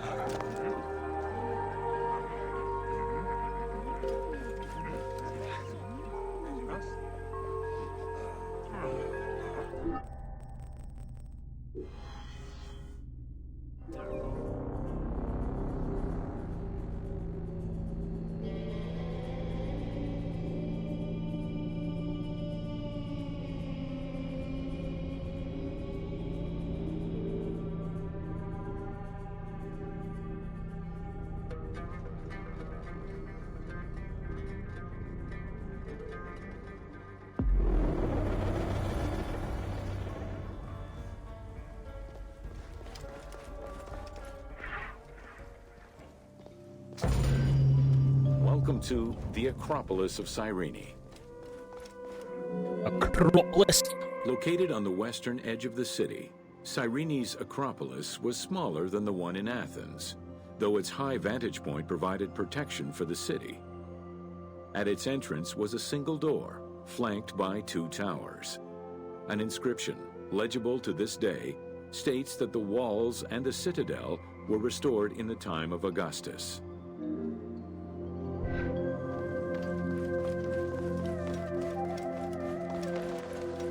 I remember this place.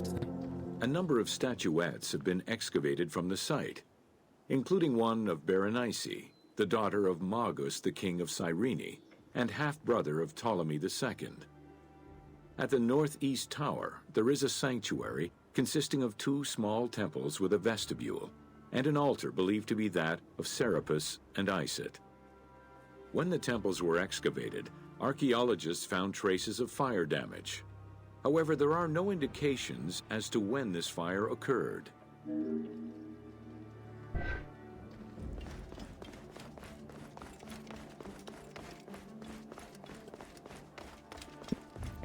Aren't I still in the city that had the Jewish revolt? It might have been them. In the 20th century, a fortification was built above the ward to defend against an invading army. It covered the ancient remains of nearby Roman houses entirely, and archaeologists have yet to fully excavate them. I don't know why that was marked behind the scenes. That didn't seem very...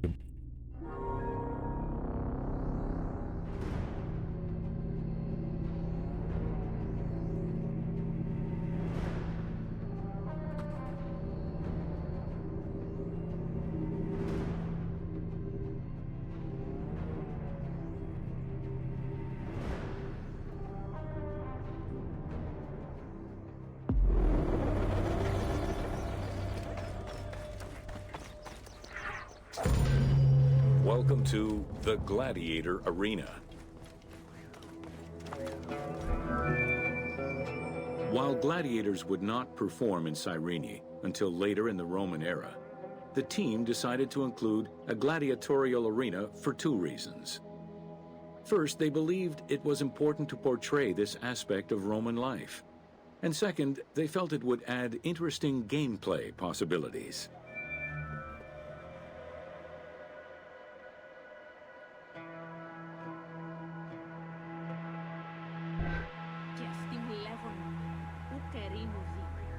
δικαίωση των θεών.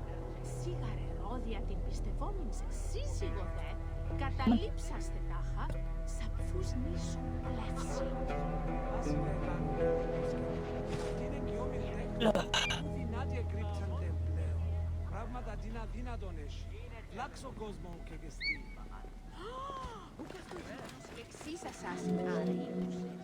The first gladiators to enter the arena were prisoners of war.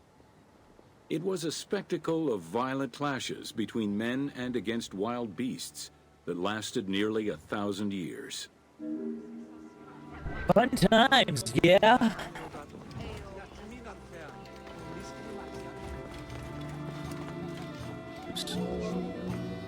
Eventually, volunteers began to enter the ring. For status and money, many of the more skilled combatants increased the quality of the entertainment.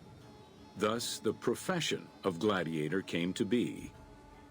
Bound by contract to the master of the gladiators, the fighters were fed, trained, and guarded in barracks.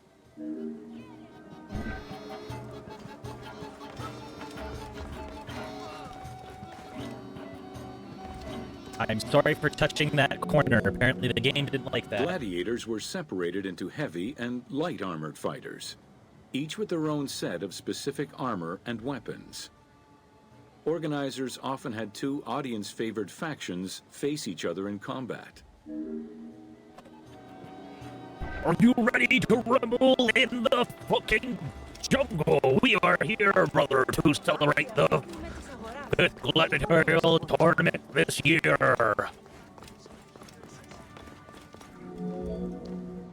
The events were highly organized. Fights were held with a background of music and supervised by a referee. Death, either in the course of combat or by decision, was not always the only way out for the loser. Several were released due to their performance and gained great notoriety as celebrities.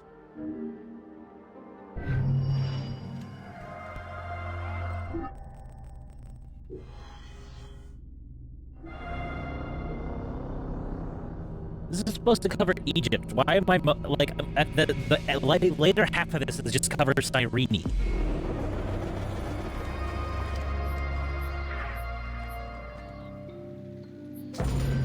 Welcome to Major Exports of Cyrene.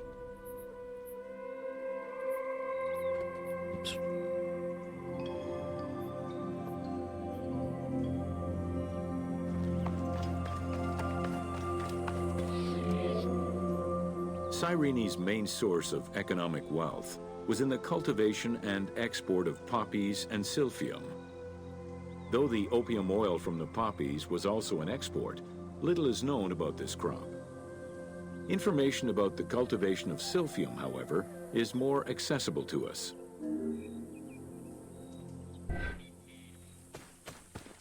Little is known about the opium. The opium, we don't know very much.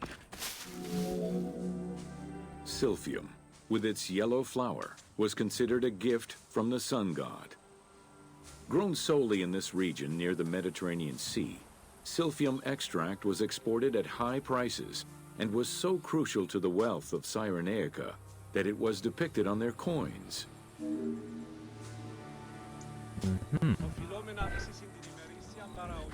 Imagine it was just poison and people were rubbing it all over themselves.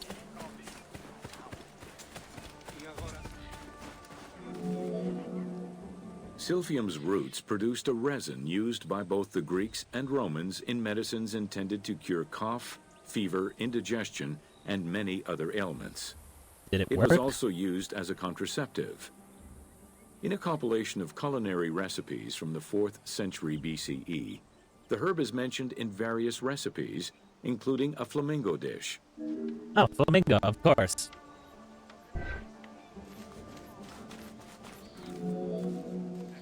High demand, overexploitation, and possibly a shift in climate all contributed to the eventual extinction of silphium. The last mention of it dates from the 4th century CE, and to this day, no traces of this plant have been identified. That's unfortunate.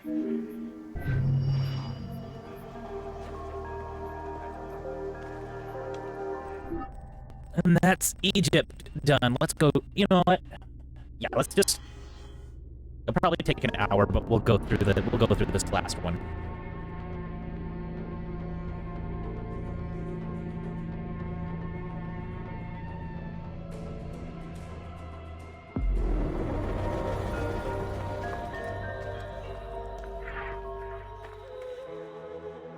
Osiris, the first mummy. Welcome to Osiris, the first mummy.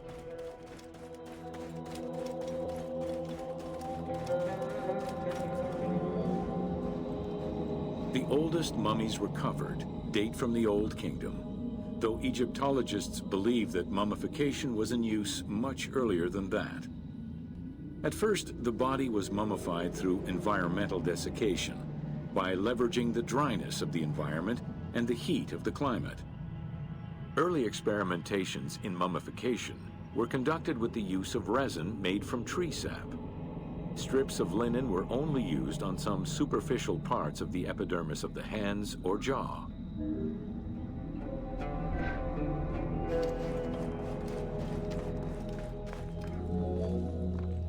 Ideologically, the will to preserve the body is not explained in any way until 3600 BCE. This is when the Egyptian belief that the body housed the soul was finally documented for modern Egyptologists to eventually decipher. It was not until the arrival of the myth of Osiris in the Egyptian religion around the 5th dynasty that mummification was thoroughly conceptualized. The practice was thereafter grounded in both a mythological and ideological point of view.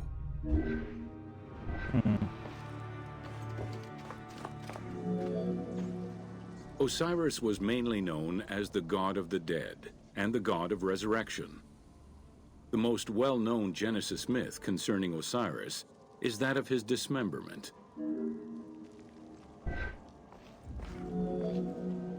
It is Plutarch who gives the most simplified and complete summary of the story.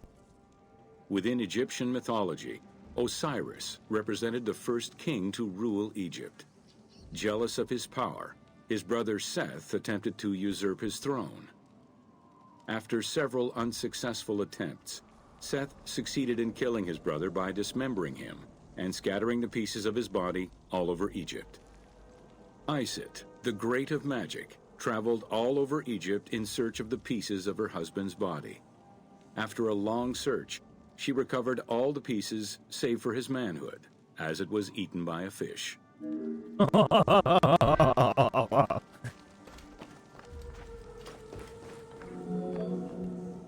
Isis then reassembled the body of her husband by binding it together with strips of linen. Aided by her sister Nephthys, another powerful magician, they gave Osiris the breath of life. This not only brought him back from the dead, but also allowed him to recover his virility long enough to impregnate Isis, thus ensuring his succession before, once more, dying. Thus Horus was born.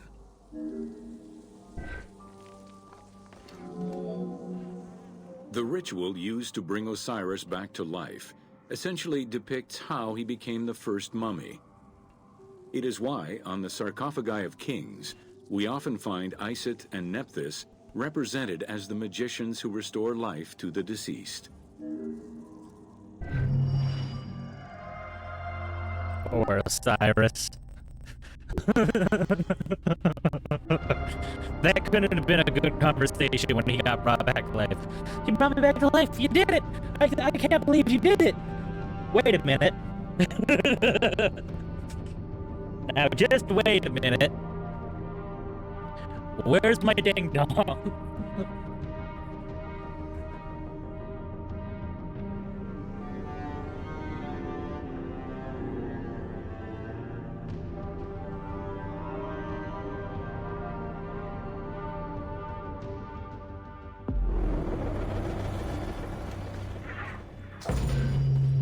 Welcome to Mummies of Ancient Egypt. The mummification process used by ancient Egyptians was highly ceremonial in nature. The different types of mummification took into account the social level and richness of the deceased and even included animals. The most expensive was that reserved for the pharaoh and the royal family, as well as some of the wealthiest members of the court.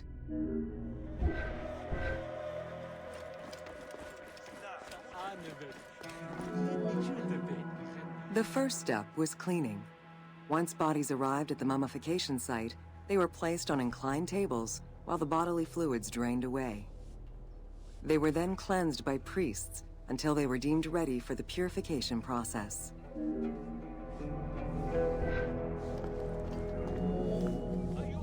The purification of the body began with a libation from sacred water. The priest then fumigated the body with terebinth resin. After the ritual cleansing, priests used oils, spices, and all kinds of essences to further purify the body of the deceased. Finally, all body hair was meticulously removed.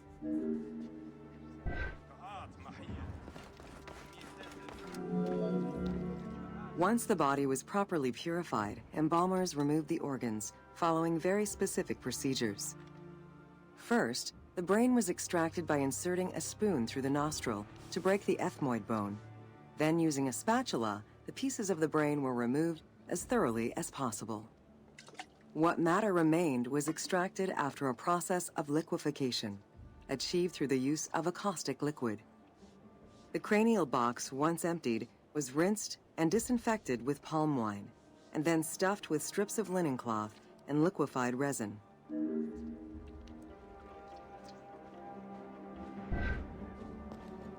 You're doing a good job there, bud. After taking care of the brain, embalmers made an incision on the left flank and carefully set aside the viscera. The inside of the body was also rinsed with palm wine. Then the embalmers filled the belly with pure myrrh, cinnamon, and other perfumes, and sewed it shut. The removed viscera were washed in palm wine and packed in crushed herbs before being placed in canopic jars.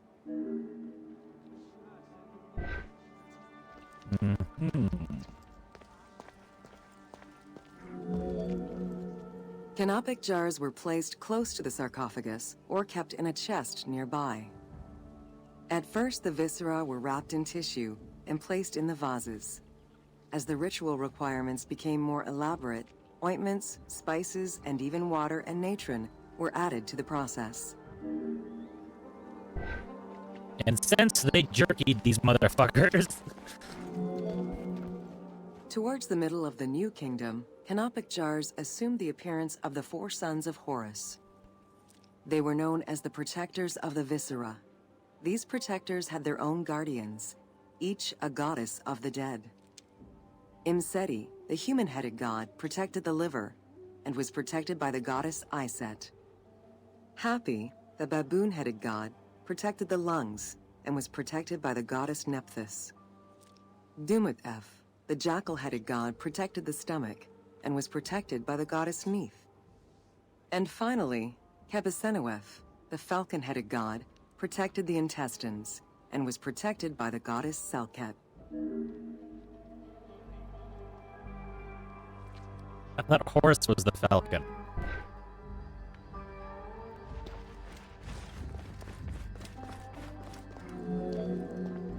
Natron is a naturally occurring mineral found in evaporite. These sedimentary rocks are made up of mineral salts and were generally mined from lake beds in Egypt.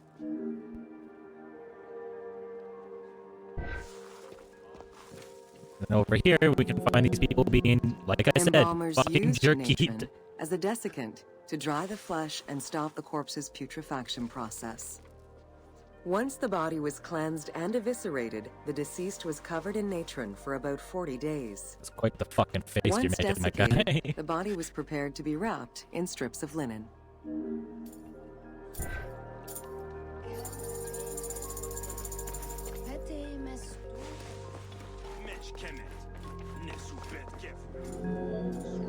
What the fuck is Once this? the body was fully desiccated by the natron treatment, embalmers oiled, painted, and sometimes even added hair extensions or a wig. They often used a henna-based antiseptic preparation to give the body a more colorful and lively appearance while preparing it to resist molds and fungi. Nice. That's kind of cool. Next came the phase which gave mummies their most well-known appearance, the wrapping.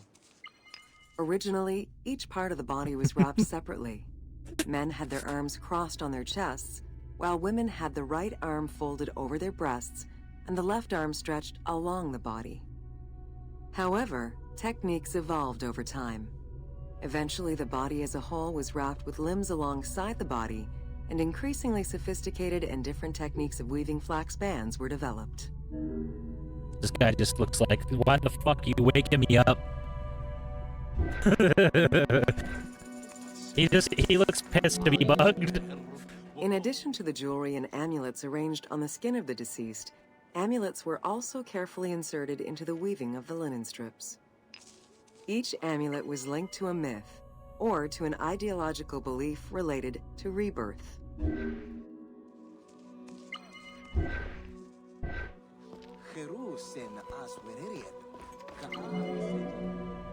Masks were an important part of a mummy's finery. Early wooden funeral coverings were very expensive, however, and soon replaced by masks created through a technique known as cartonnage. Masks fashioned with this method were created by laying several layers of linen or papyrus pulp on a base made of mud or straw. Cartonnage was used for more than funerary masks. Ornaments and the animal coffins of the late period were also made in such a fashion. That sounds like paper mache. Cartonnage evolved to cover the entire body of the mummy during the 22nd dynasty. The mummies were placed on a board inside a rigid envelope of cartonnage, which was laced at the back with a string. Extremely cost-effective and visually pleasing, this technique was very popular through all layers of the society.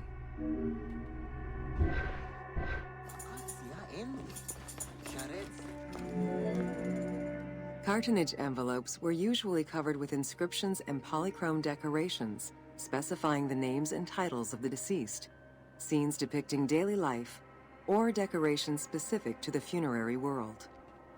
This was a true gift for Egyptologists eager to study the funerary rites of the ancient Egyptians. Once the mummy was properly wrapped and adorned, the embalmers proceeded with the ceremony of the opening of the mouth.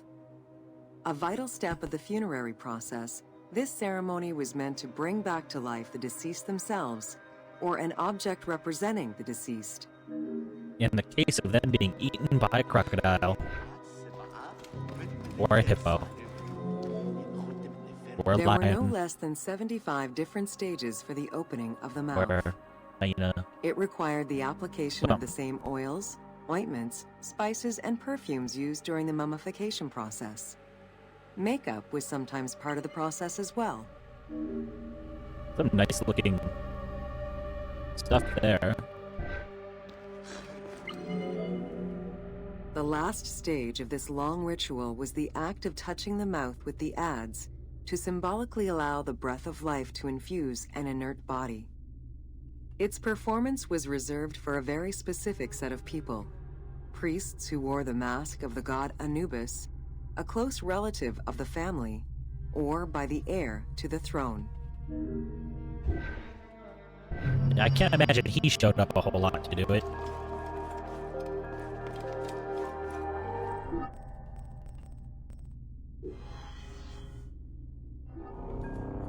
The importance of mummies.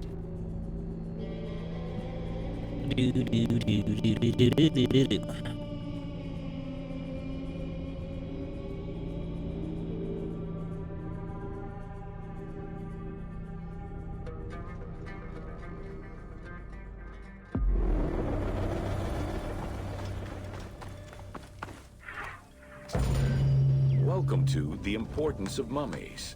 But shouldn't the other person who was already covering mummies cover this too? The first hieroglyph for embalmer appeared in pyramid texts of the Old Kingdom. It is likely that embalming was a trade that progressed alongside the evolution of ancient Egyptian funeral practices. While we still know nothing of how embalming came to be a profession, we do know that embalmers had a hierarchy, and that each embalmer specialized in a specific phase of the mummification process. I feel like it was just some psycho caught in his basement dismembering corpses, and he went, "No, I'm preparing it for the afterlife." The mummification techniques were jealously guarded by embalmers from generation to generation. Despite their efforts, Herodotus and Diodorus discovered their methods in late antiquity, but historians were skeptical about the validity of the texts. It remained a mystery until two teams of modern medical legal scientists confirmed the process in 1994 and again in 2011. Why did it need to be confirmed twice? Or did you just found more evidence to confirm what was already confirmed? The Uabet, meaning the pure place, was where the embalmers mummified the bodies of the deceased. Until the end of the Middle Kingdom, it was located in tents at the edges of the city due to the smell of decomposition.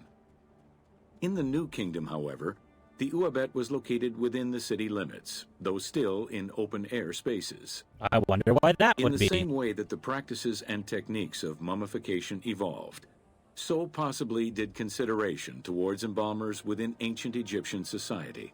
I mean, if before they were kept on the outside of cities and stuff, wouldn't there be a high chance of the corpses being stolen from wild animals?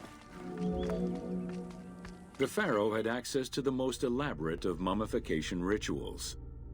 The richer citizens of Egypt also enjoyed complex embalming options, though none of them allowed for the removal of the brain or viscera.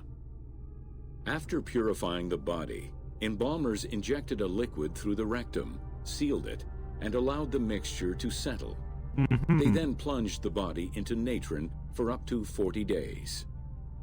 Once the body was dried, the seal was removed, and the entrails flowed out with the injected liquid, leaving the skin and bones of the deceased to be wrapped in linen and returned to the family for burial. Fun stuff, that. Just fun stuff, that. The least costly embalming option was for the embalmers to simply inject a product called surmaya and immerse the body in the natron for up to 40 days before handing it over to the family. For all those who could not afford any embalming process, desert burials offered a pauper's alternative to preserve the bodies of the dead.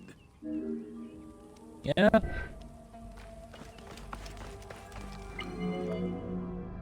Egyptian civilization has always appealed to Westerners, even before the Greek and Roman invasions.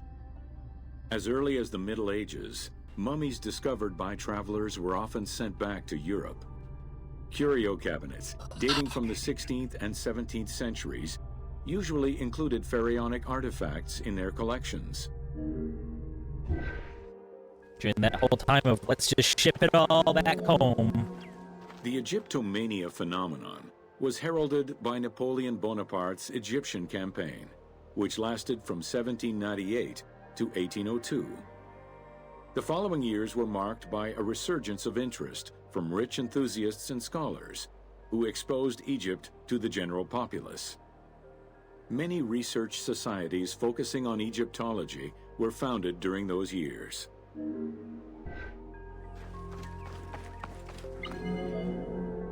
By 1868, mass tourism fully began in unfucking Egypt wrap that, dude. under the Jesus. aegis of the Cook Agency. The rich would indulge in leisure trips to Egypt and bring back mummies. Upon their return, they would organize evenings that consisted of unpacking mummies and removing strips of linen and amulets layer by layer. These were considered the shining cultural events of the season. The Egyptian collections of many a museum were founded as a consequence of this mass pillaging. Yeah.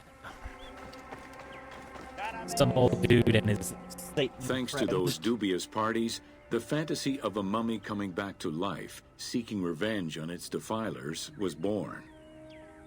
The mummy malediction myth has remained steady in popular culture ever since, particularly in written media and cinema.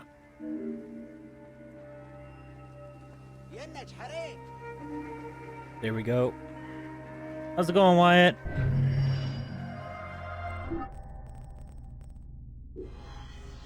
Are you ready to learn more about Egypt? More specifically, the daily life of Egyptians?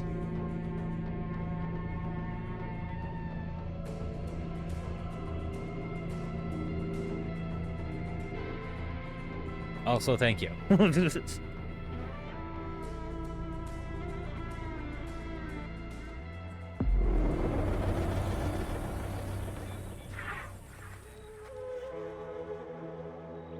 Yeah, I will. This is the last bit. I will be all done Welcome this. to Amulets and Rituals. Ancient Egyptians believed the world was a chaotic place, filled with supernatural forces. They knew that art and words gave life and power to things. Carved with images from hieroglyphs or in the shapes of gods, amulets were highly personal objects that warded off dangers and disease while attracting success. Some amulets were temporary, intended to solve a specific problem, while others were meant to be worn forever into the afterlife. Hey, scare Bayek. Look at him shake.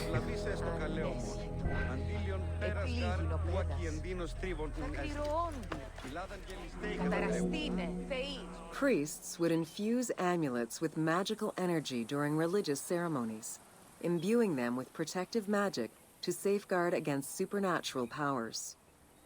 The wealthiest of Egyptians could obtain a divinely ordained pendant in which was hidden a magic formula inscribed on a piece of papyrus. It would act as a unique spell tailored to the owner. What they mean is the priest would put it in a smoke cloud, spin 7 times, and say it's been blessed by Zeus. Religion was so important to ancient Egyptians that it permeated every aspect of their daily lives. Since water was the source of life and had the symbolism of purifying the body and the soul, all daily routines began with ablutions. Ablutions. Personal prayers to the gods were sometimes written or spoken, with family prayers passed down through generations. Ablutions. There was a complete calendar of each of the religious days, both good and bad, illustrating the appropriate daily rituals. Along with wine, milk, and ointments, offerings to the gods consisted of small amulets to life-size statues and family shrines. And mummified During the cats. Greco-Roman period, offerings to the gods consisted of mummified animals. Cats for Bastet, dogs for Anubis, and birds for Thoth. I hope they weren't just murking these animals and then wrapping them up.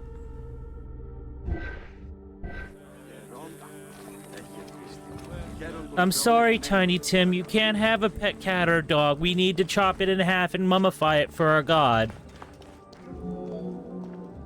Deemed messengers of the gods, oracles offered guidance and judgment for all Egyptians, regardless of status. Crucial advice was offered on everything from day-to-day farming management to a pharaoh's decision on whether to start a war. Oracles were often used to decide legal issues. If the accused refused the judgment of the god, another god could be consulted in hopes of a more favorable reply.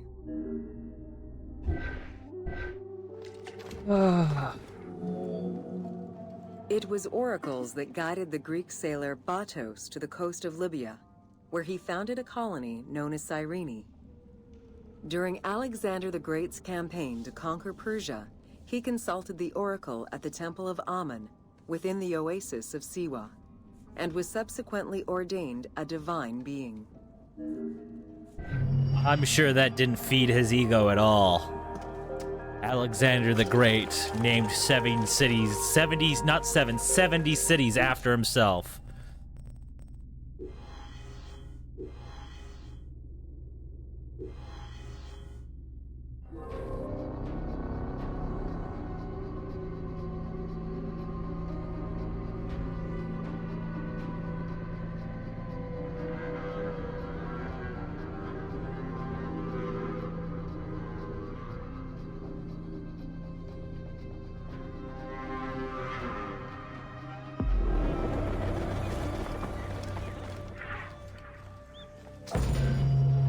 Welcome to Temples and Rituals of During rituals and festivals, the god was carried on a solar barge Wait. between the air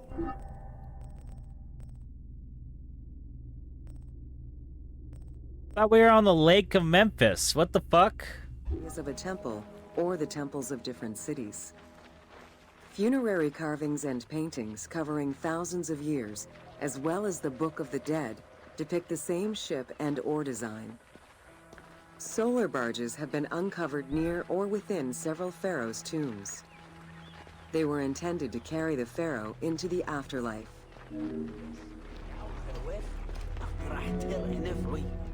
Ancient Egyptians believed that Ra, the sun god, traveled the skies in a boat known as the solar barge. The Yeah, he solar did it with barge his monkey was buddy believed to there. cross over to mythological lands.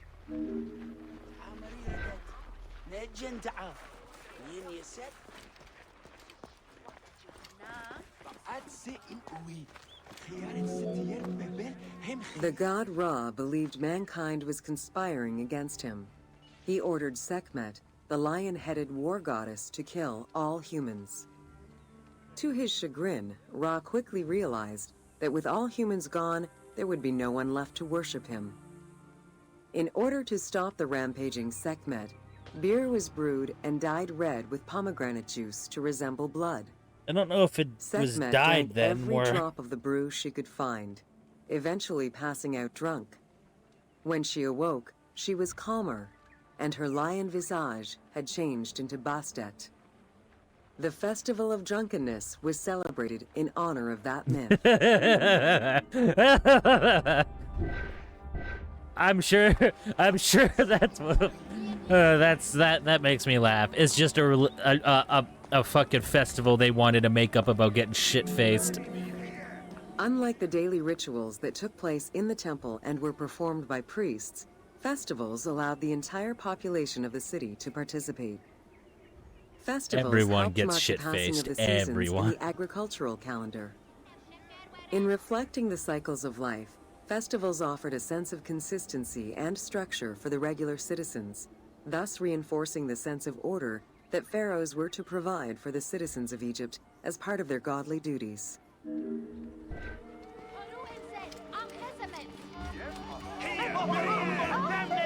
The importance of these festivals is demonstrated by their longevity. Records show that Osiris festivals occurred for more than 2,000 years. Some festivals serve to reinforce state control and promote the king's reign. Both the Opet and Set Jubilee festivals were specifically intended to celebrate the renewal of the king's power.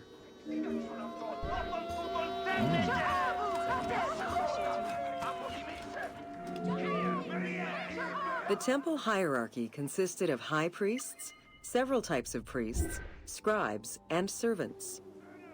The high priest was known as the prophet. Some divinities had up to 4 prophets, and they were the ones to perform the most advanced and complex rituals.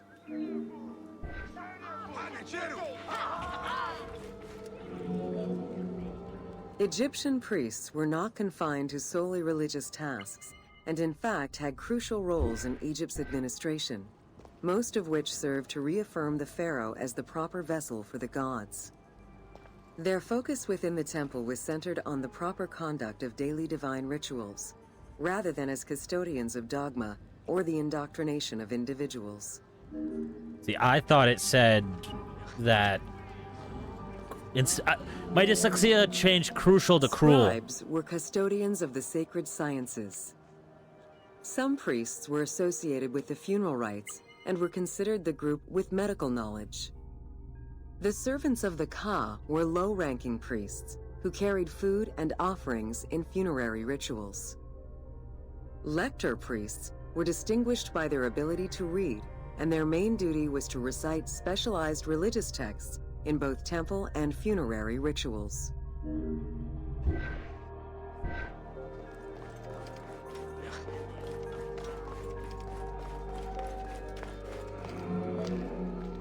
Priests and all the officials who served the temple worked only 3 months a year, with each period separated by a quarter of inactivity, at least within the temple compound.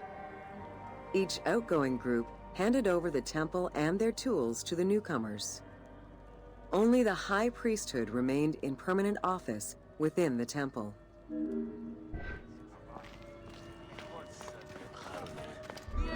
Just shove this guy in the water. The most sacred part of the temple was referred to as Jesser Jeseru, the Holy of Holies. The most sacred inner sanctuary was where the shrine to the temple deity was located. Only priests were allowed within. Offerings were given, and rituals unseen by even the pharaoh were performed. While the team chose to allow any character access to this space in some game temples, normally it was reserved for priests alone.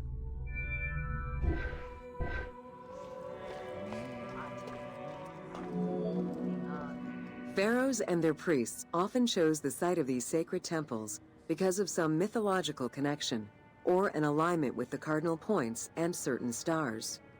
Once selected, a foundation ritual was performed. The pharaoh was required to complete 10 steps in the ritual, which required a mix of offerings as well as specific construction techniques. Once the temple was complete, construction of the chamber containing the shrine, or naos, began.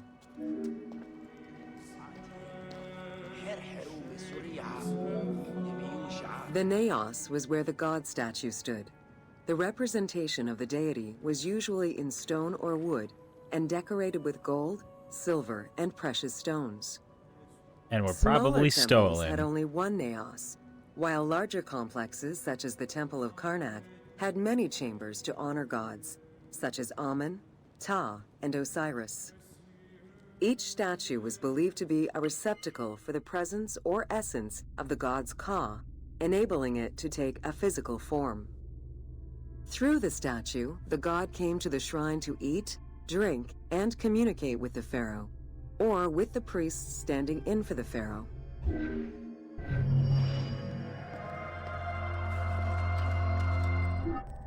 The gods just come to hang out sometimes, you know? Just sometimes.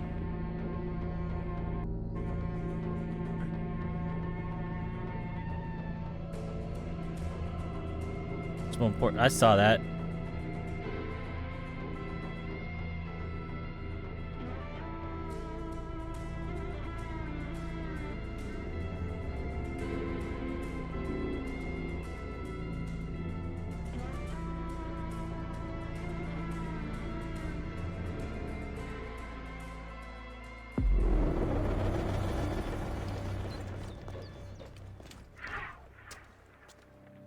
How can this be 8 minutes and have 25 stations? Welcome to Temples and Priests. From its foundation, the city of Memphis favored worship of the god Ptah. The main temple of Ptah was known as Hutkaptah, meaning Palace of the Ka of Ptah. The name of the temple, translated into Greek as Aegyptos, would eventually evolve into the modern name Egypt.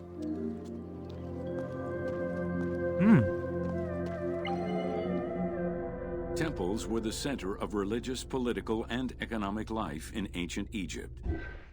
These sacred places were viewed as the literal home of the gods and goddesses. As such, every aspect of them required care and reverence, all of which was accomplished through elaborate ritual. Located in the center of Memphis, the Temple of Ptah was the most prominent and imposing building in the city. The long walkway leading toward the temple, known as the Dromos, was guarded by rows of sphinxes. The entire sacred area was designed to keep the statue of the god protected, deep within the sacred enclosures that surrounded it. Nice. Very interesting stuff. The Dromos opened into a courtyard, with the surrounding portico graced with columns carved to resemble palm trees. During special festivals, the general population was allowed to enter this location, but under no circumstances would they be allowed into the sacred spaces beyond the courtyard. Yeah, well, I mean, the other temple we were just in said that legitimately the god spot was an off-limits area. The Memphis Alabaster Sphinx was discovered in 1912, almost completely buried in water and sand. 8 meters in height and weighing in at roughly 90 tons, it is still mounted on its original pedestal. Though it is called the Alabaster Sphinx, it was in fact carved from common calcite rock, which is similar in appearance and texture to alabaster. Erosion has destroyed the original engravings, making it difficult to determine when it was created. Yeah. Egyptologists believe that its facial likeness resembles Amenhotep II, and so it could have been sculpted somewhere between 1700 and 1400 BCE. It is believed that this monument once stood outside of the Temple of Ptah and was integrated into subsequent extensions to the complex. It's a pomegranate tree. The size of the imposing sculpture reflects the importance it had to the temple during the New Kingdom. This Sphinx is one of the few remaining artifacts from the ruins of Memphis to survive. Yeah, well, it didn't help that there was a period of time where people were just smashing shit too, so... In Egyptian culture, some animals were associated with gods, while others were considered to be living gods. The Apis bull was believed to be a divine entity. The earliest mention of the Apis bull in ancient Egypt goes back as far as the first Egyptian dynasty. There was just a period of time where people were smashing shit, and then there was a period of time where people just nabbing shit. Originally, The the smash symbol and of grab, fertility, the Apis original. bull was linked to the god Ra, with the image of the sun carried between its horns.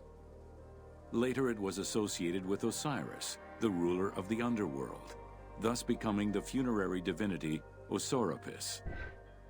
During the 18th dynasty in Memphis, the Apis bull's association with the city's deity earned it the title Herald of Ptah. The Apis bull was so revered that even Alexander the Great, upon his arrival in Memphis, gave honor to Apis. Hey, he's over there. The Apis bull lived with its harem in a sacred barn located in an enclosure in the Temple of Ptah. Each bull bore 29 signs representative of its divinity. Among them, the bull had an eagle-shaped mark on its back, a double tail hair, and a scarab-shaped mark under the tongue. The signs were intended to correspond with the lunar cycle. After its death, Egyptians would search for its reincarnated form among the livestock. Not human harem, I hope. Like other living divinities, the mortal incarnation of the Apis bull was prayed to, and when it died, it was given a luxurious funeral, which included mummification. Until the reign of Ramses II, the Apis bulls were buried in individual graves in Saqqara. During the 26th dynasty, the bodies of the bulls were buried in enormous stone vats in the underground corridors of the Serapeum of Memphis.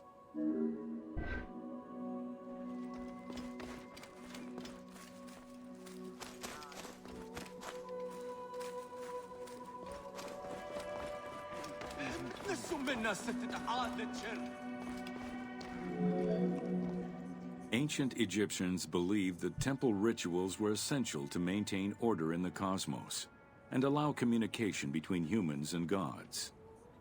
The pharaoh was required to bring offerings as part of a twofold promise made to the gods, to remain a just ruler and to prevent chaos from entering Egypt.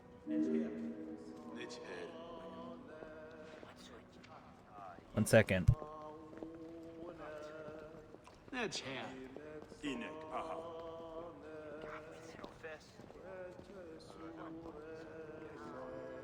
Here.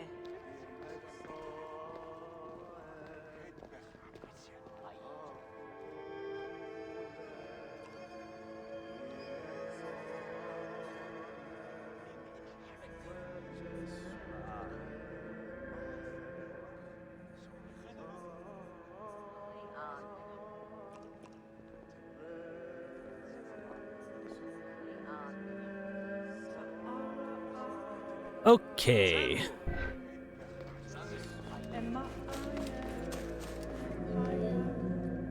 Details of the ceremonies found on temple walls provide a thorough overview of the stages of the daily ritual. Performed 3 times a day to mirror human mealtimes, each step of the highly symbolic ceremony was accompanied by specific recitations, many of which referred to mythical events.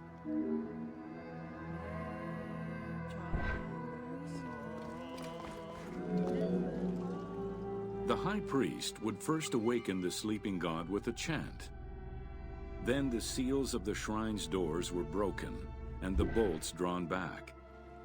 The act of swinging open the doors was a symbolic gesture where sight was granted to the deity. The priest would then bow and kiss the ground.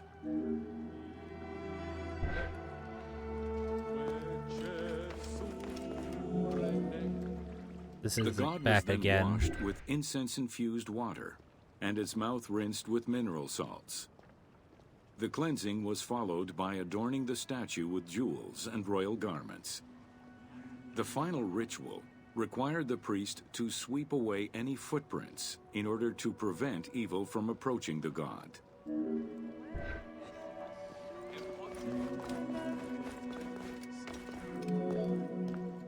Heredity was the primary source of new recruits. Rarely was an outsider allowed this position. At the top of the temple hierarchy was the high priest. Each temple dedicated to a god had at least one high priest devoted to its care and service.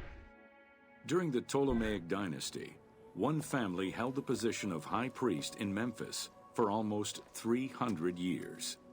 Jesus. High priest candidates made their way up the ranks of the temple hierarchy. The one chosen to occupy the lofty position of high priest was usually confirmed by the pharaoh.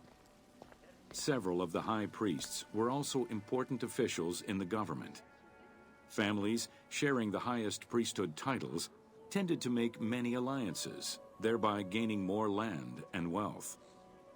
Shifting balances of power sometimes resulted in more or less open conflicts between the priesthood and the pharaohs.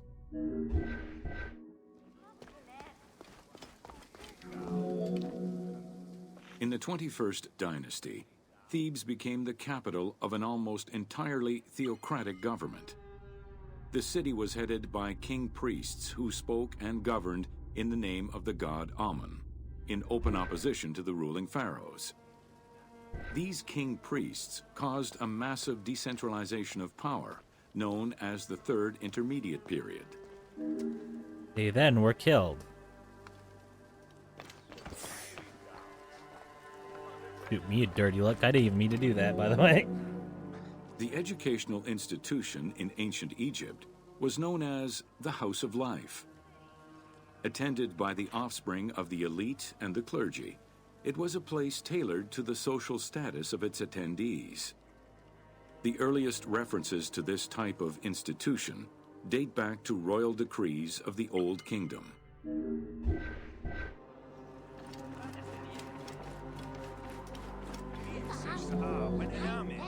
Only 2 known centers have been uncovered, one in the abandoned city of Akhetaten, and one at the temple of Ramses II on the west bank of Thebes.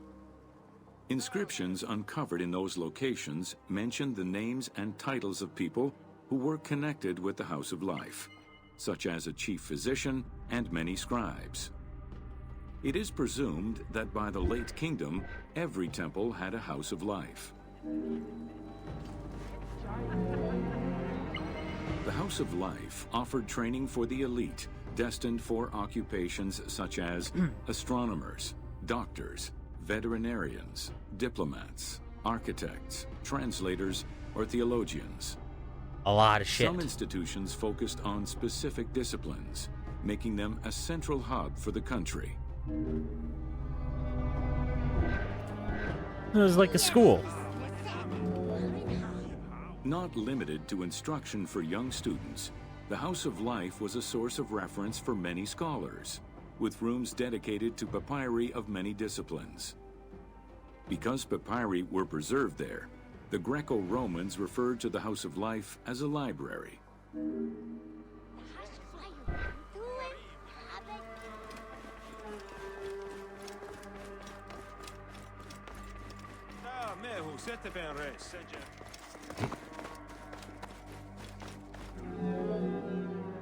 Ancient Egyptian economy was based on an unequal system of redistribution of goods.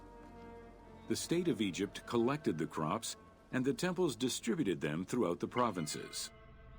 Since the only people capable of counting and ensuring a fair redistribution were the educated scribes, this meant that the temples played a pivotal role in this process.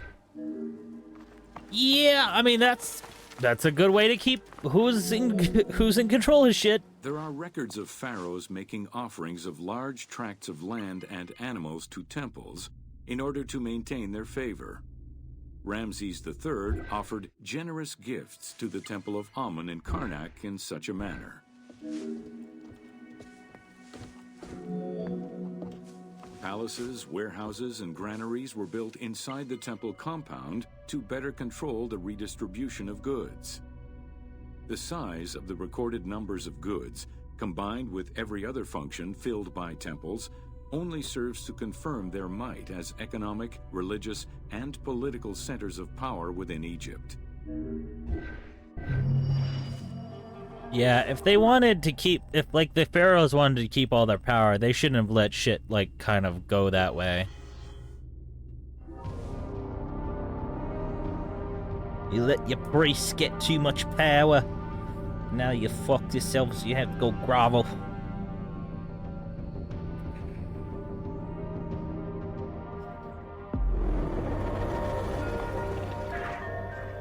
Building Ancient Egypt. Welcome to Building Ancient Egypt.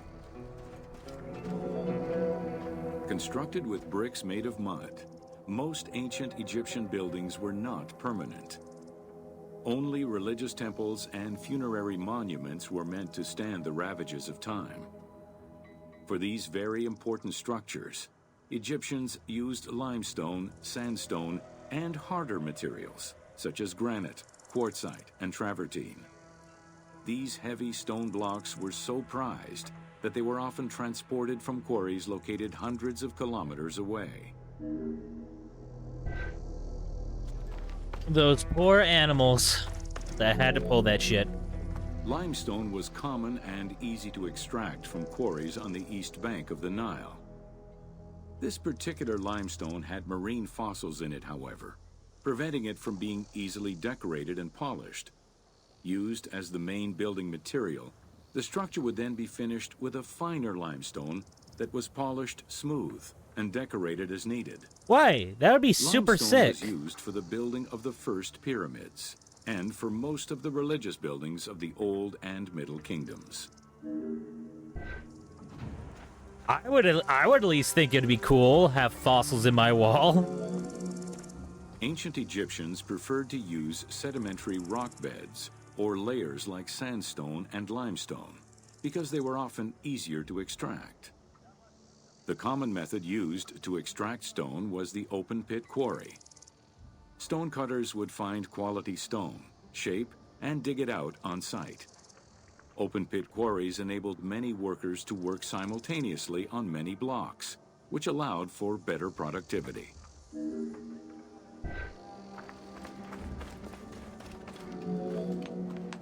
Workers would draw a large grid directly on the stone's surface, taking care to leave a space between the blocks. This allowed them to isolate the different blocks and create a trench that would make the extraction easier. Stoneworkers used iron chisels for hard rock and bronze or copper tools for softer rocks such as limestone. Removing material between each block created a trench line. In some quarries, that trench was wide enough to accommodate a worker, who would then cut the block entirely on site. For harder rocks like granite, workers cut a series of holes and hammered wooden wedges into them. They then soaked the wood until it swelled and caused the rock to split.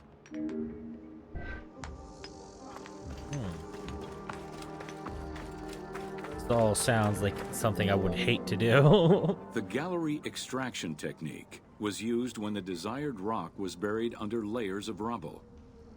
This method was often necessary in order to find the whiter and finer limestone required for a smoother finish. The first step was for the stoneworkers to create an access pit that would allow them to reach the desired wall of stone. Once a wall of quality stone was exposed, workers could then cut out smaller blocks. This pit required a descending platform. Designed like a stairway, it allowed them to free multiple galleries of blocks. This looks like a tomb.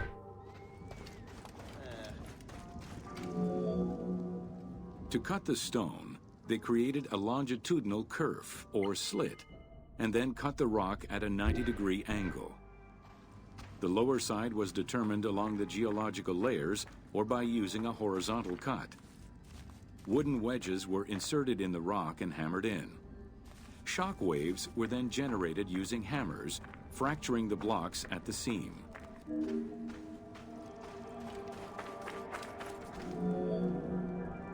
To maintain the stability of these mining pits over the course of quarrying, workers would leave support sections of unexcavated rock. Yeah.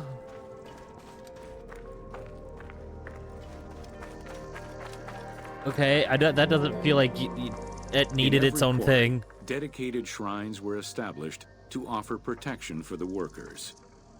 Oh, you don't want them squished? Circuit, the scorpion goddess, was considered a very powerful deity among quarry workers. Every mine and quarry of ancient Egypt included a scorpion charmer, who was said to use magical powers to ward off the dangerous insects and keep the workers safe. I'm sure they weren't burning some smoke or shit.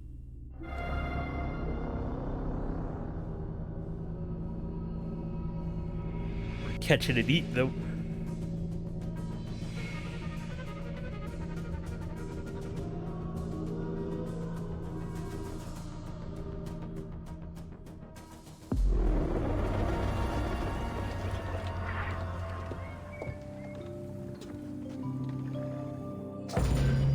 Welcome to Workers and Transport. Whether workers were employed for the pyramid construction or at the quarries, the government supplied food and housing. Workers for the pyramids and royal necropolises were housed in more permanent villages, such as the famous Deir el-Medina. Quarry workers had more temporary lodgings. All skill levels were needed and utilized, from basic work hands to prepare the gypsum, to brickmakers and sand carriers, to skilled stonemasons to shape the blocks. Well, I mean, if you think about it, the quarry workers would... Eventually the quarry would be up, you know, so they'd need to move. Skilled architects and engineers were employed year-round, while support labor were often farmers who worked on the quarries or construction during the Nile's flood season. The basic laborers were hardworking and versatile. Many may have been farmers who joined the construction during the off-season. Hieroglyphs found in the work villages listed assigned job titles.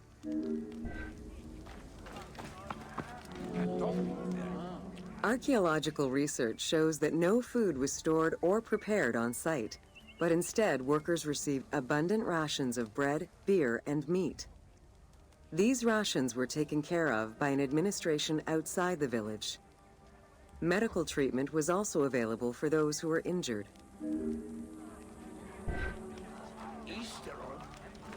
That seems worrying if, for whatever reason, While something some happens to the quarries were shipment of close to the food. Nile, others were located across the desert and required long expeditions. These expeditions were sanctioned by the state. They involved complex logistics and required many participants. Transporting a block by land meant that workers had to overcome the weight and friction of the load. To solve this, they first dug a track in the ground. This path was sometimes reinforced with rails upon which a sled, used to ferry the blocks, would be pulled.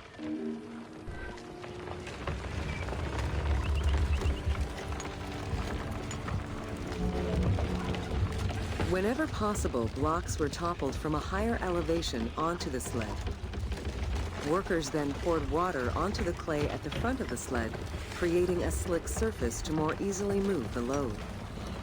It Thought he was wasn't pouring until oil. the New Kingdom that animals were used to tow the burden. It wasn't until the New Kingdom that they went, maybe animals are better than, I don't know, like During 16 flood guys. season, the Nile was at its largest and deepest, which allowed the transportation of the heaviest and biggest loads. Quarries close to the river had troughs dug out to deliver the stones to the shoreline. Harbors and wharfs situated at the river's edge allowed the transfer of materials and supplies. Harbor warehouses accommodated additional stocks of stone so that they were available for the winter sailing season.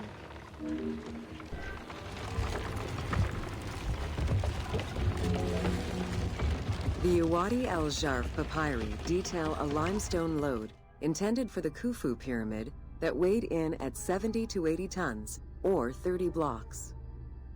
One papyrus is a fragment from a foreman's notes taken while working on the Great Pyramid. It details the transportation of limestone blocks from the Tura quarries to the construction site of the pyramid.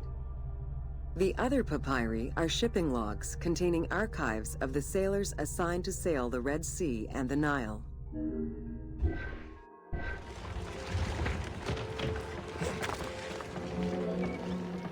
Stone cargo generally weighed 15 tons per boat, amounting to roughly 6 or 7 blocks per trip.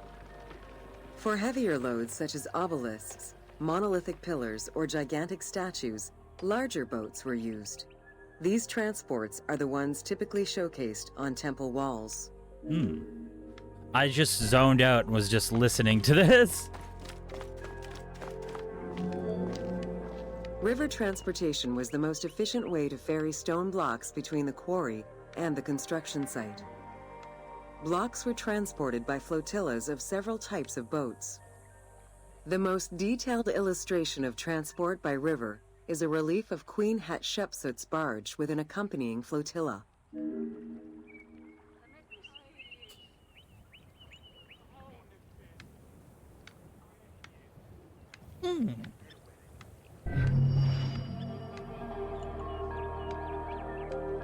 Let's check.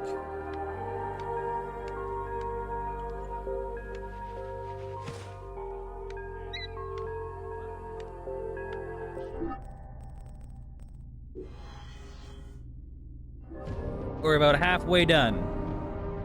I mean, one more and we'll be halfway done. Records of Cleopatra's mother. Yeah, we already know that. Civilian boat. The death business of Memphis. So, yes, their whole thing.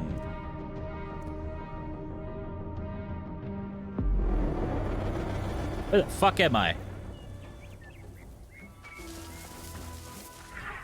Just wake up in a field?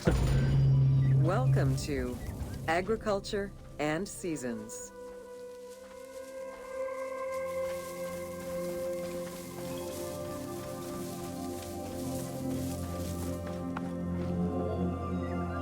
While crops were cultivated in different oases around the desert, most of the arable lands were near the Nile. Two types of cereal grain were cultivated: barley and an ancient wheat known as emmer. These two key ingredients contributed in establishing bread and beer as the staple of the Egyptian diet and the basis of its economy. Bread, beer, and meat. That's all you need. The Ptolemaic era created an agricultural revolution with the introduction of advanced agricultural techniques and new grain types such as rice, durum wheat, and pearl millet. The resulting agricultural mass production greatly increased the economy of ancient Egypt. It also prompted the development of storage and transportation, allowing long-distance trade with other regions.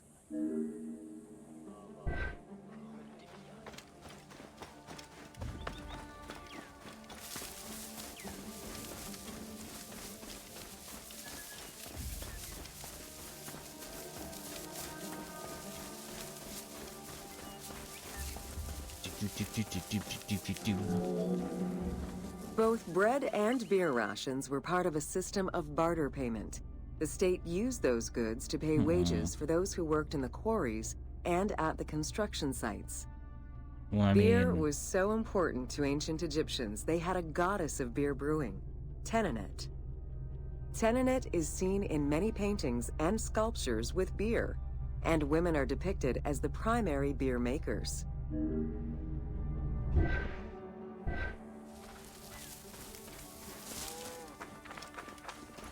nice. See, I don't like most beer. Well, I don't think I've found a beer I like at all, so I don't like all beers so far. In order to increase agricultural production, fertile land was divided into plots and large agricultural villages were encouraged. The state and temples were the biggest landowners. Depending on the region, fertile land was managed by civil servants or rented to individuals. Ancient Egyptians relied on rudimentary tools for land cultivation. Soil was broken down with hoes, and wing plows were used to make furrows. Moo, motherfucker. How's it going? Chaos, how you doing? How was your stream?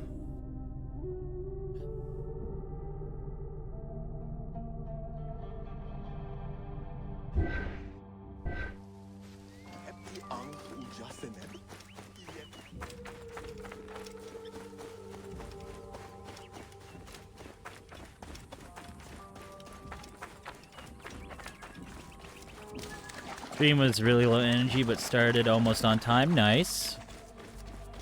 I think technically my stream started an hour early. The 3 seasons known as Akhet, Peret, and Shemu corresponded to a specific phase of the agricultural process and the river's natural changes. Akhet was the time of the flood, beginning with the appearance of the star Sirius in July. Peret was the time when lands were cultivated, plowed, and sown. This fell between October and November. Shemu ran from May to September and was when harvesting and taxation began.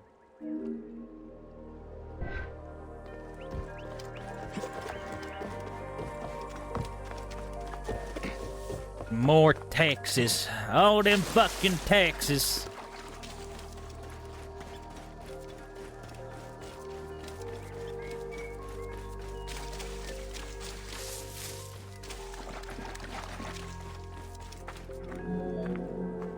The pharaoh's duty was to uphold order against chaos and provide for his people. Priests and local governors also wanted to appear as protectors of the people. However, any variation in the Nile's seasons could cause water shortages. This had devastating consequences on wheat and barley crops. Oh, I imagine. The pharaoh, administrators, and priests knew they needed to demonstrate their ability to prevent such a catastrophe from happening.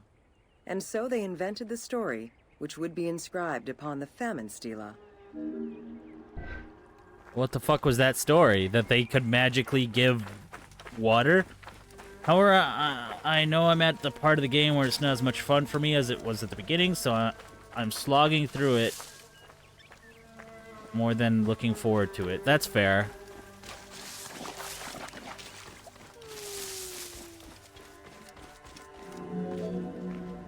The story begins with the pharaoh worried for his people. The Nile hasn't flooded in years, and his people are starving. In search of the origins of the flooding, Djoser seeks out Khnum, the protector god of the region and the source of the drought. Djoser gives the god offerings and orders his priests to restore the temple of Khnum. These offerings please the god, and the floods are restored. This story was intended to highlight the importance of the deity in everyone's daily lives, while also demonstrating the crucial role that the priests and the king played in feeding and protecting the people of Egypt.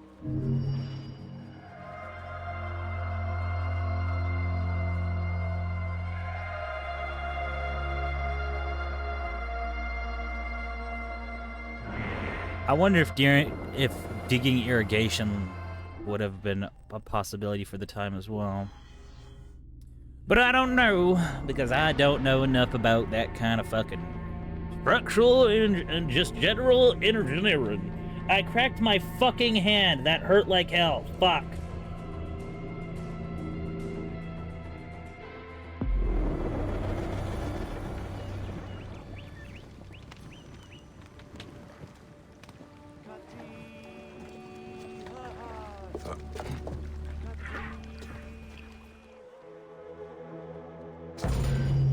Welcome to Ancient Egyptian Cultivation. See, it's weird that you switch here again. Like, I find it weird when you switch places. The new grain types of the Ptolemaic period required a great deal of water.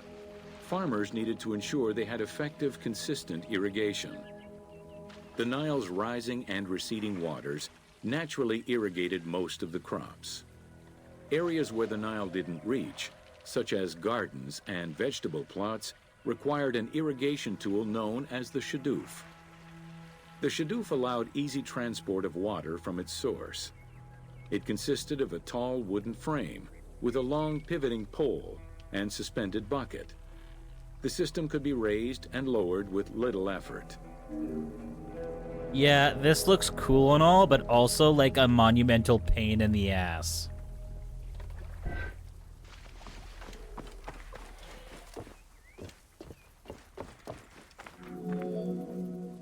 Later, a sakya, or water wheel, was invented.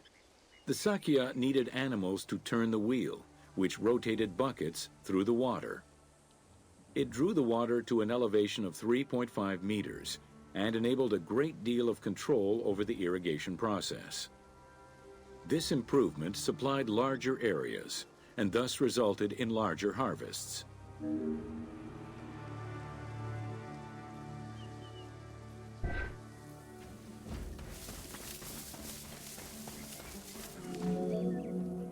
The threshing process separated the grain from its husk.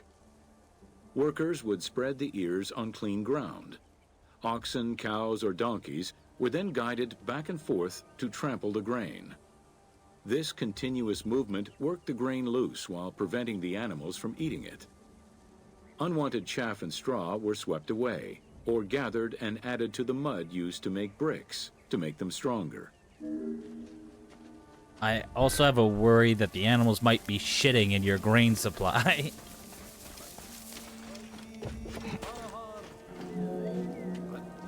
Winnowing was the stage where workers used wooden scoops to throw ears in the air. The wind carried off the chaff, leaving the heavier seeds to fall to the ground. This action was repeated until the undesired materials were sifted out.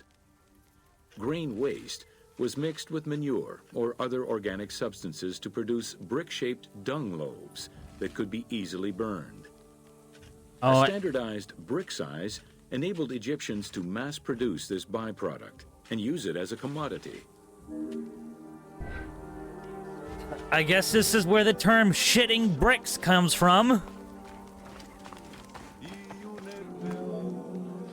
Transporting large amounts of grain required ships equipped to carry heavy loads.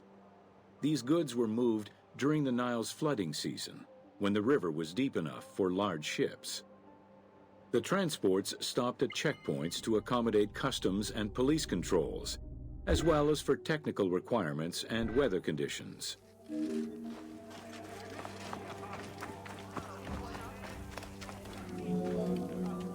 Having reached Alexandria's inner harbor, the wheat was unloaded under the supervision of a civil servant in charge of wheat management. Portions were distributed to Alexandria's city market, and the remaining stockpile was either exported or stored in warehouses.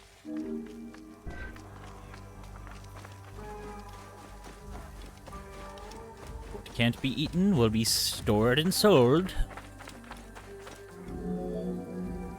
Grain storage facilities were located across all of Egypt. Temples and institutions had large silos, while individual houses had storage sheds.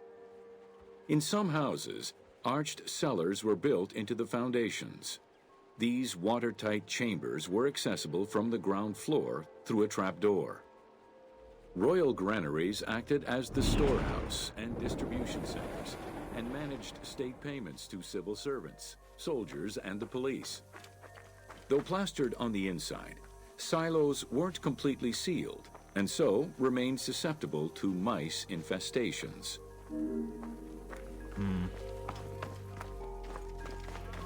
Yeah. Little fucking bastards. When the grain was ready for processing, it was poured into bowls and pounded into a coarse flour. That flour was then passed through a sieve to make it of finer quality and further ground between stones. Ancient Egyptians did not stock flour. Instead, fresh grain was portioned out each time to produce flour as it was needed. But why?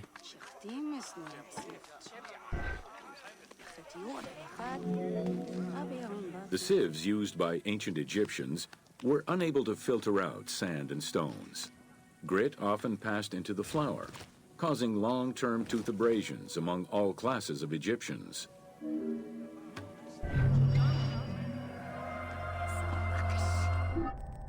That sucks.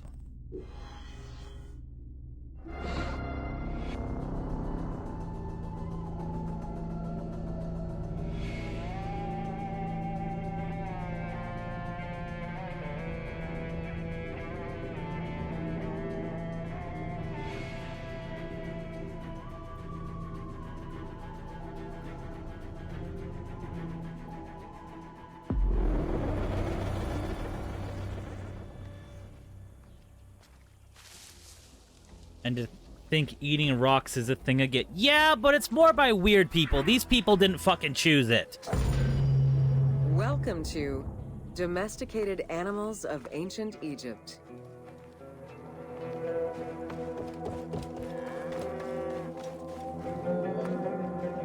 Agriculture and domesticated livestock were introduced 6,000 years ago. Archaeologists have found traces of cattle, donkeys, pigs, and dogs. Dromedary are thought to have been introduced during the Persian invasion.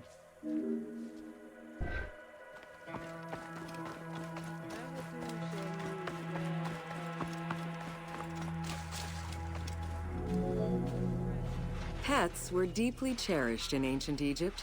Many illustrations of children often include a pet in the depiction. See, that gives me hope that they just let the animal die of old age before mummifying them.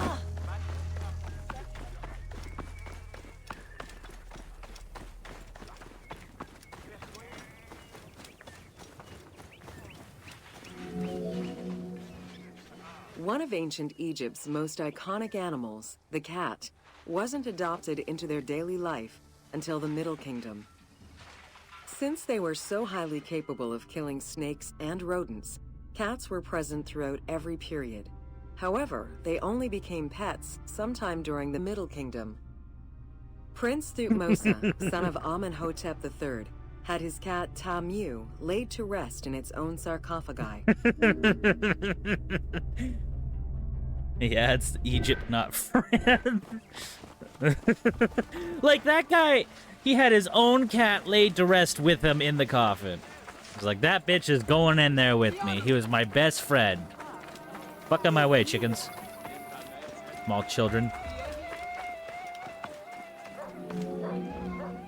The earliest reference to dogs dates back to 5000 BCE. What the fuck is They were this? popular pets, as they helped hunters and protected herds. They were closely linked to Anubis, the jackal-headed god. Baboons, monkeys, and even falcons were tamed as pets. Each was mummified and buried with as much ceremony as any family member. Wrap that motherfucker up like a burrito. I'm gonna be hungry. I'll be a hungry mummy. No, they didn't eat them. They just took them with them into the afterlife. But also, that's like a weird dog statue. Also, Wyatt, I know you're like playing Minecraft. You paused your shit to fucking to quickly spit that shit in chat.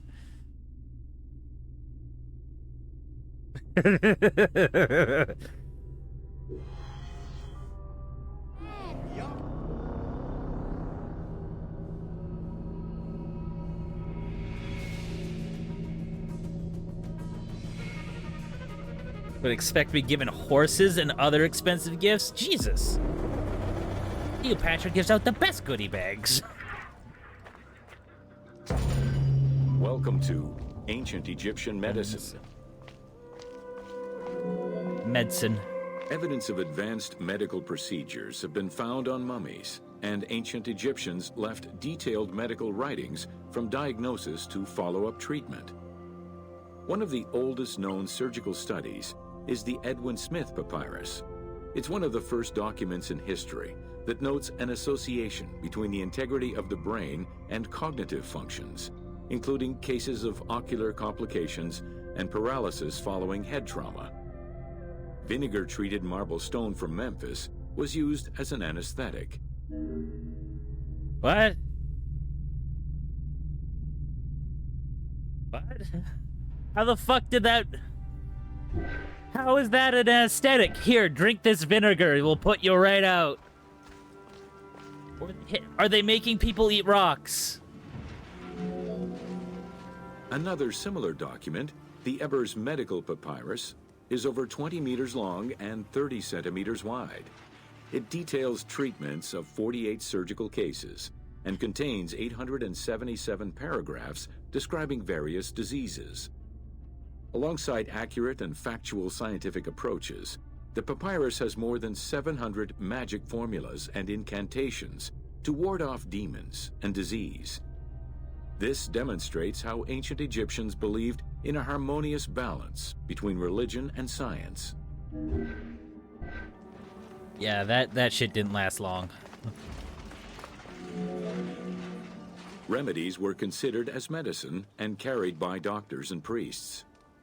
Village doctors often had another job alongside their medical duties and the preparation of medicines. A cure for blindness was made of fermented honey, ochre, and coal. The science behind it was that honey functioned as an antiseptic and antibacterial, while ochre would reduce the swelling. All of their knowledge did not always suffice.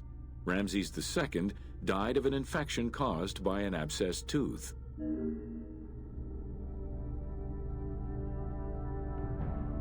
They injected the vinegar and ground stone with a needle before cutting further. Yeah, big ol' fuck that. That's a big ol' fuck that.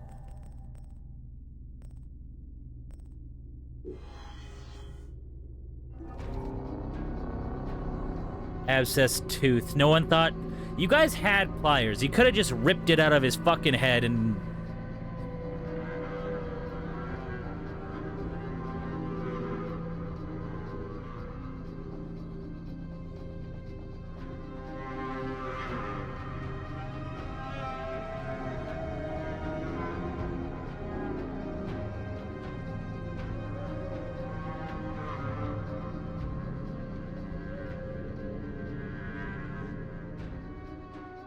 I saw royal baby food, but I didn't get to fully read it.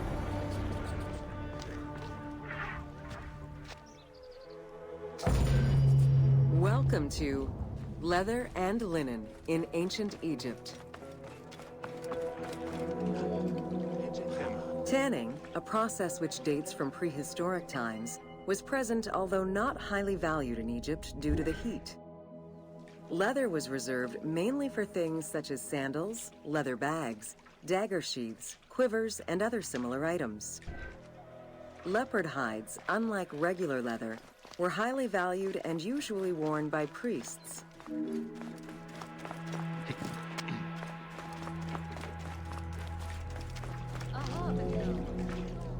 Valued for its coolness and freshness in hot weather, linen was the fiber most commonly used for fabrics and textiles.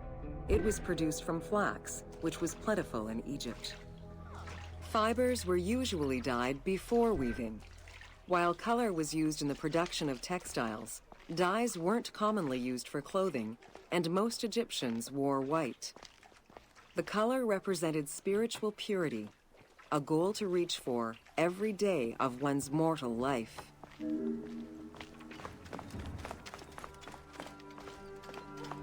I didn't need to be walking. This shit's far away.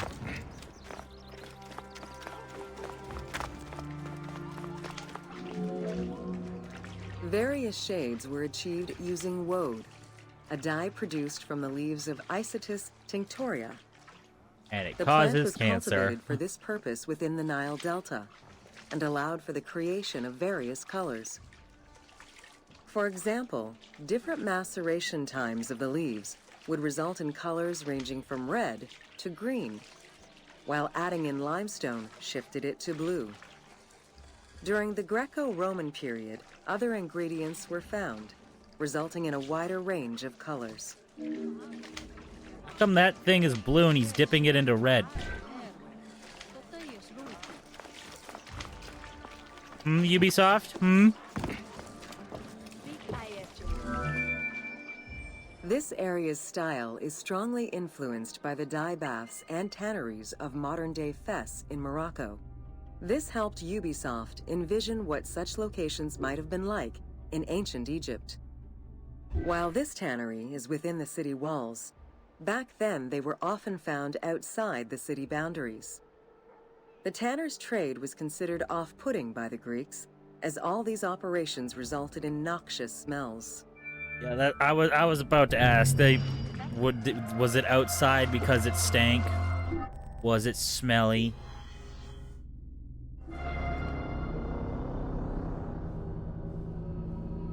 The answer is yes. The skin of dead animals don't smell good.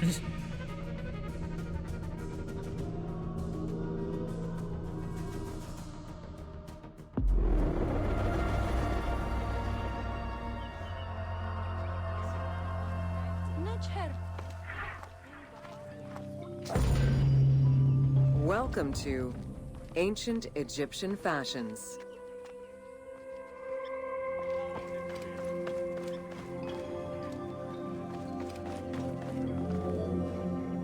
Learning what life was like for ancient Egyptians presents many differences, and yet also surprising similarities to how people might live today. Understanding the daily lives of regular citizens so many thousands of years ago is ultimately what connects us as human beings. He's got a ball. Smelled like Grandma. Grandma done smelled like she was rotting in her flesh. Jewelry was a popular item among ancient Egyptians of all social standing. Both men and women wore earrings, rings, and bracelets. See, because we're not Status descended from determined how much monkeys. jewelry We're a descended person from wore birds. We and what like it was shiny made of. things. Common folk wore pearl necklaces, simple bracelets, and leather bangles. Brightly colored earthenware and glass paste were a favorite enhancement.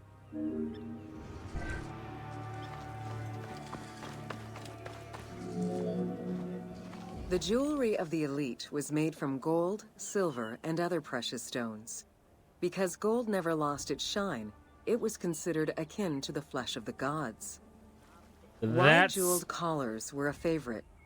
Made with rows of beads formed into patterns of animals or flowers, the soft chiming sounds they made were thought to appease the gods.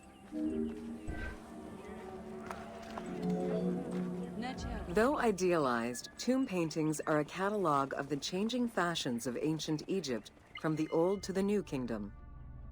Egyptians took appearance and cleanliness very seriously and were diligent about their fashion, hair, and jewelry, as well as their grooming habits.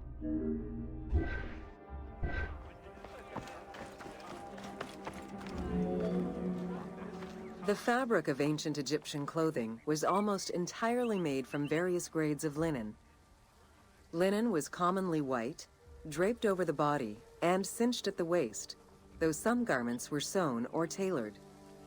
Wealthy men wore long tunics, loincloths, or kilts, while poor men only wore loincloths. Women wore long dresses, with differences residing in the quality of the fabric, depending on social status. Egyptians commonly went barefoot, but could also wear sandals made from papyrus fiber or leather.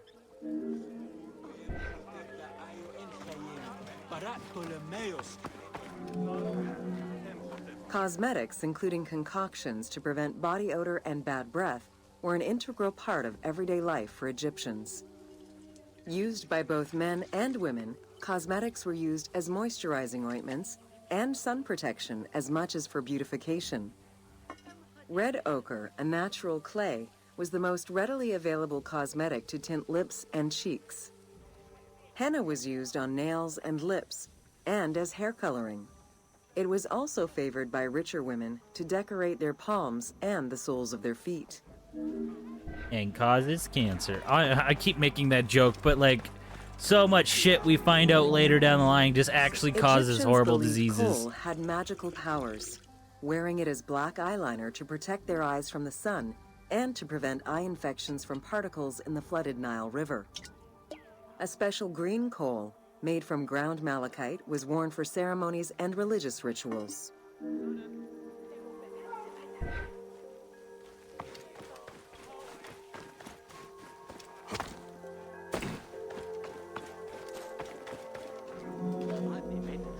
Women and teenage girls wore their hair long and often braided. Wealthier women included carved combs or hairpins. Those are The creepy length of fucking men's hair rarely faces. dropped past the shoulders. They were mostly clean-shaven during the dynastic period, a trend began by the elite and soon adopted by the general populace. Queen Hatshepsut donned an artificial beard when she became pharaoh.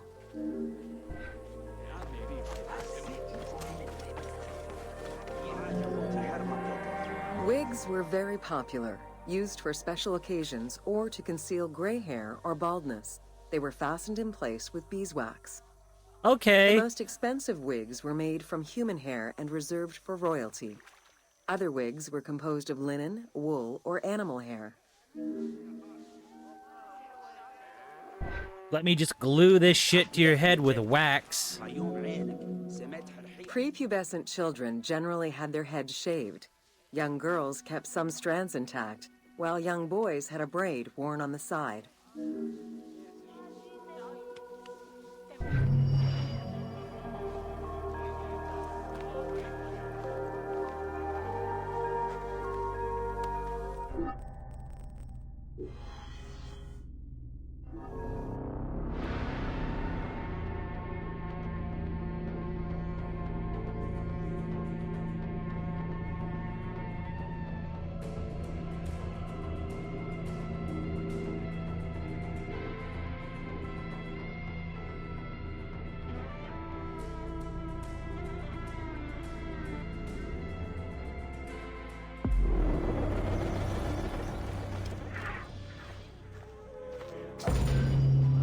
Welcome to Art.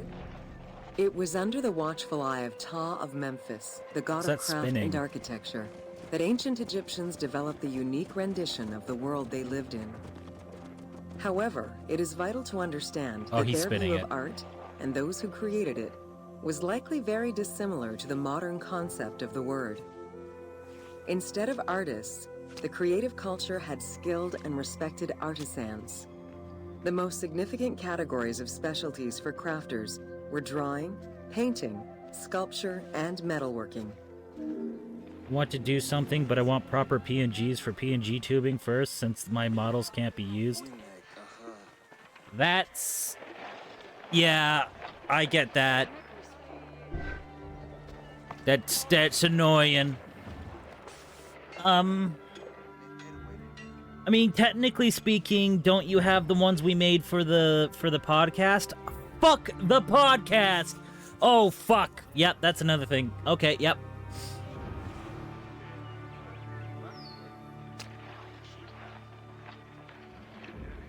That's an oopsie on my part.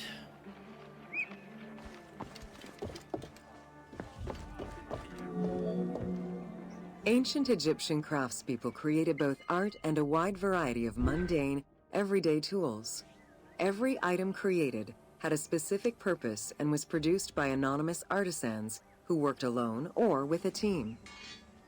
Most crafts, such as pottery and metalworking, were utilized for everyday items. Luxury goods and artwork illustrations served temple rituals and were not meant for public display. Artisans rarely signed their names to the work, though they were clearly aware that they possessed a unique skill and talent for the task.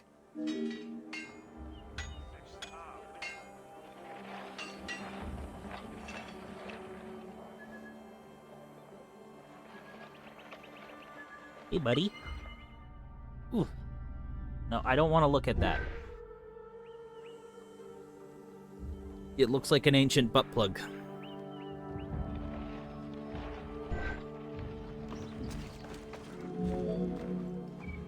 Art, in all its forms, has offered not only a practical insight into the way ancient Egyptians lived, but in how they viewed the world and their place in it. The balance of order and chaos was crucial in both the physical and the metaphysical universes. As a result, their art appears to follow a strict set of stylistic conventions that supported this worldview. From households and palaces to temples and tombs, pottery, papyrus, and textile items were essential to the everyday life of ancient Egyptians. Okay. I don't use the... I know. I thought you had another one. I thought you had one you were using before, didn't you? Or am I misremembering?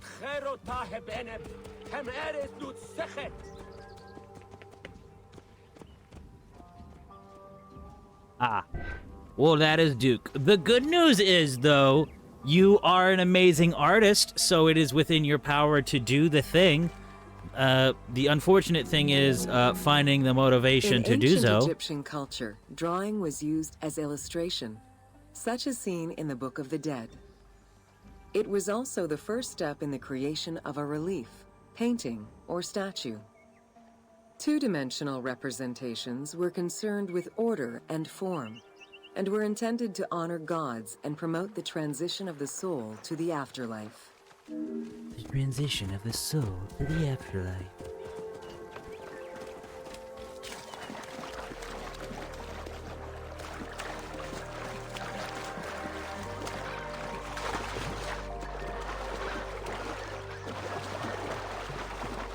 The one I have of Squirrel is just the Undertale pixel one. It's pretty limited. That is fair. That is of the fairness. Stylistically, Egyptians were concerned with the depiction of the human form's inner self. As such, artistic representations were not concerned with realism, but rather with idealized youth and perfectly harmonious visuals.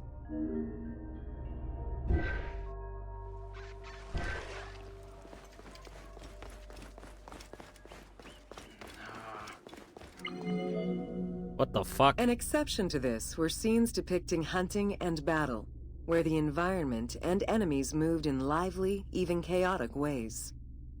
Animals and foes were depicted piled up, as if describing chaos, with Egyptians standing in solemn, disciplined poses, bringing order to the scene. Thank you for the lurk, Soul. I guess... Yeah, the unfortunate thing is you just have to make your own things. I know you're lurking, so you probably aren't listening, but still, words coming out of my mouth. You're a very amazing artist, though, so whatever comes out in the end, I know will be very nice.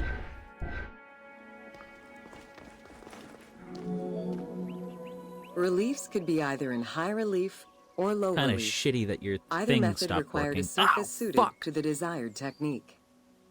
Preparation of the surfaces differed depending on the quality of the rock. A quarried block only needed a simple smoothing. Rough-cut rock monuments, such as those found in tombs, required more work. Often the surface was coated in plaster before being sculpted.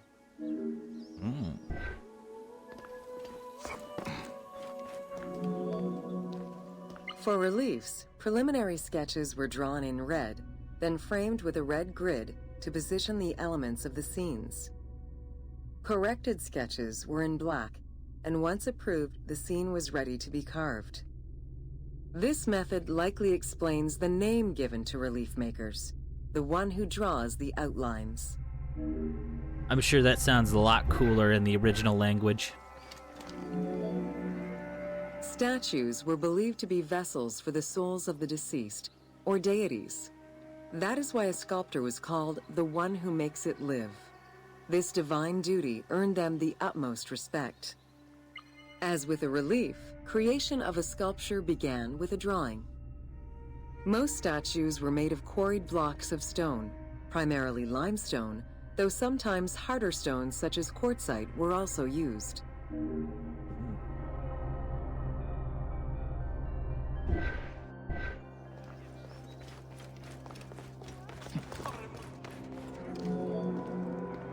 In ancient Egypt, the profession of crafter was organized and relied on a specific hierarchy.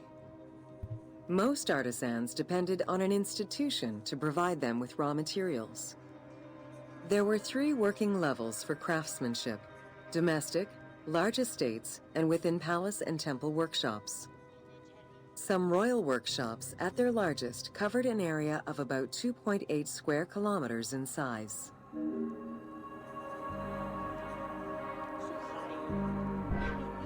It's pretty fucking big. At the domestic level, most Egyptians were craftspeople to a greater or lesser extent. The ability to repair tools was a daily necessity. Crafted everyday items could also be bartered for at the local market. Artisans with skills but lacking in resources worked at large estates, where the elite provided them with space to work and raw materials. The most skilled artisans were employed in royal or temple projects and benefited from a special status. They were provided with good workspaces and considered to be highly skilled. Well, I mean, you don't want non-skilled people working for you. An ancient text known as the Satires of Trades has a number of descriptive summaries that offer teasing glimpses into how artisans were perceived. A coppersmith was said to stink and have fingers that resembled crocodile droppings, while potters were said to be like those who lived in bogs. This view was likely exaggerated in order to highlight the most enviable position of all, that of the scribe. Okay, doke. What the fuck? For a little D-Force set, I guess. Located near the Valley of the I don't know Kings, if I can. Deir el-Medina actually, was a settlement created by order let of me the check. king to honor the most skilled artisans. Its name translates as the monastery of the city. Allocated a house on the initiative of the king, these craftsfolk were regarded with respect and referred to as the royal artisans. Those who lived there worked on the tombs in the Valley of the Kings and its surrounding temples.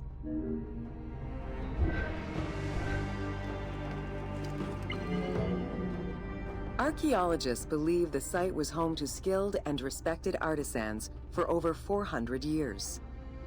It is considered one of the most important discoveries relating to Egyptian daily life. While much of the focus of Egyptian archaeology was on its kings and queens, it wasn't until the excavation of Deir el-Medina that Egyptologists were given a valuable window into the community life of ancient Egyptian artisans.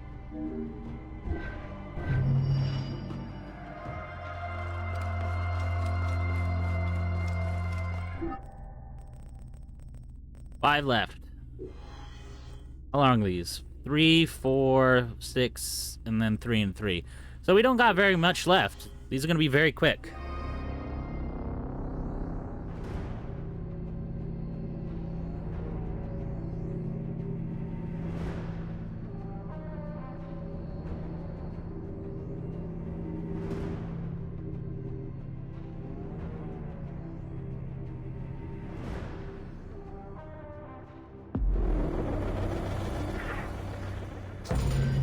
Welcome to Evolution of Pottery in Ancient Egypt. Excavations all over Egypt have uncovered enormous quantities of pottery vessels of all shapes and sizes.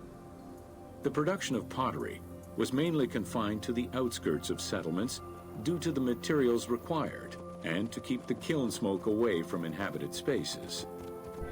The function of the product determined the selection of the raw material, its treatment, its form, as well as the finishing of the surface.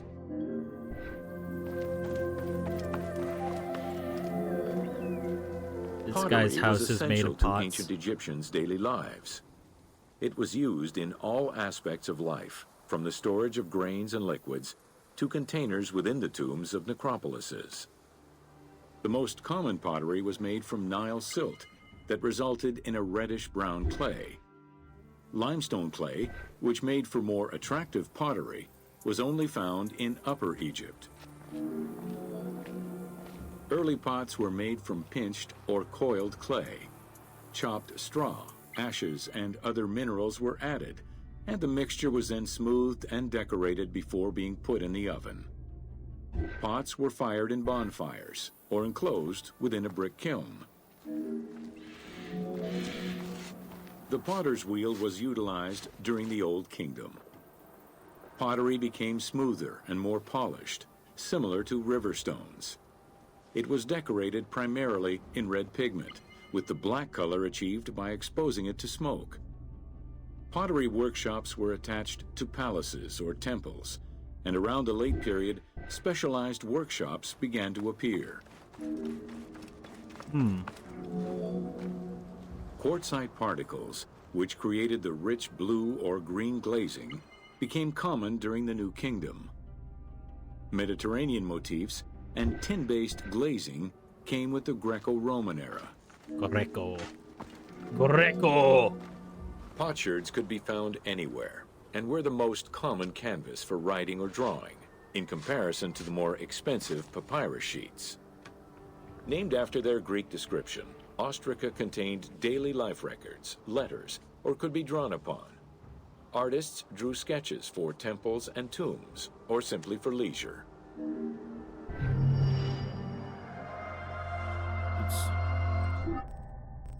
Four.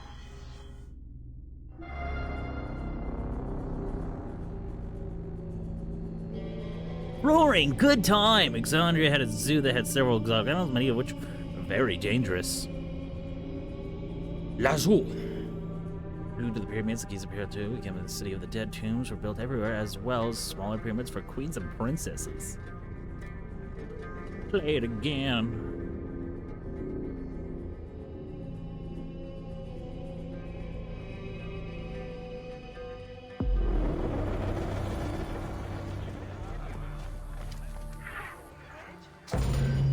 Welcome to the Egyptian.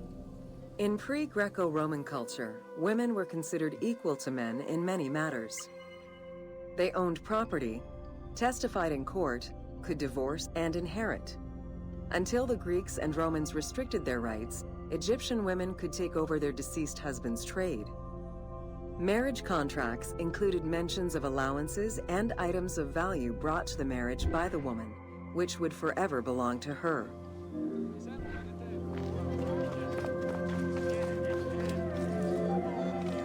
Certain professions were open only to women, such as weaving or professional mourning, while others were available to both genders, including working as servants for the rich households. Social status did have an impact, though. The higher in status, the easier it was to obtain education and access different professions.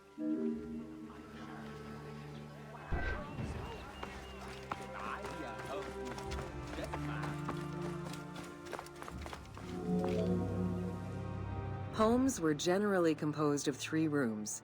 First, there was the entrance, furnished with a small bench of brick, probably intended for a statue and protective divinity.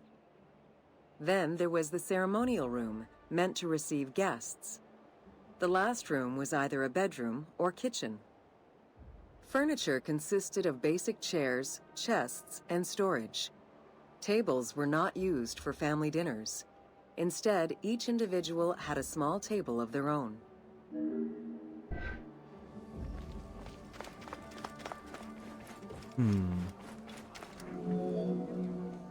Marriages were a social contract rather than a religious construct. Family was vitally important to ancient Egyptians, and children were considered a blessing from the gods.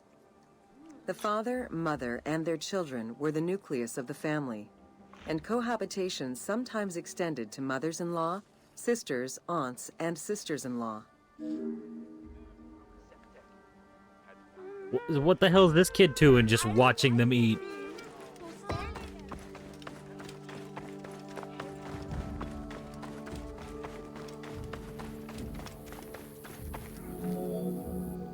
Status and wealth played a large role in the style and size of ancient Egyptian homes. It's about the same now. Commoners' houses were built with sun-baked mud bricks.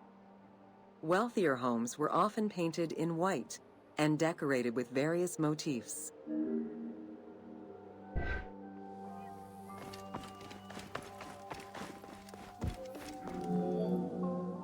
Town officials and the rich lived in mansions with numerous rooms that were luxuriously decorated. Only temples and tombs meant to last for all eternity were built with stone.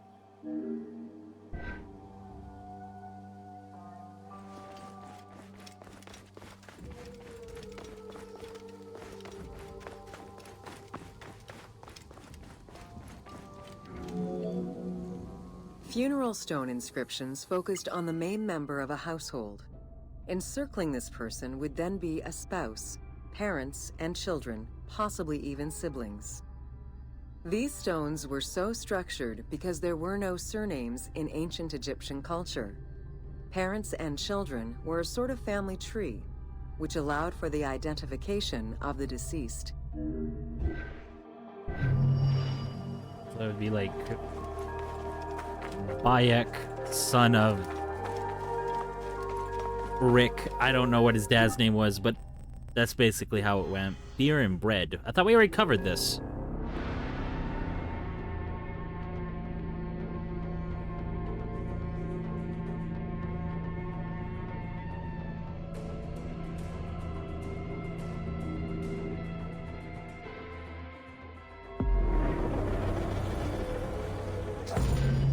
Welcome to Bread and Beer.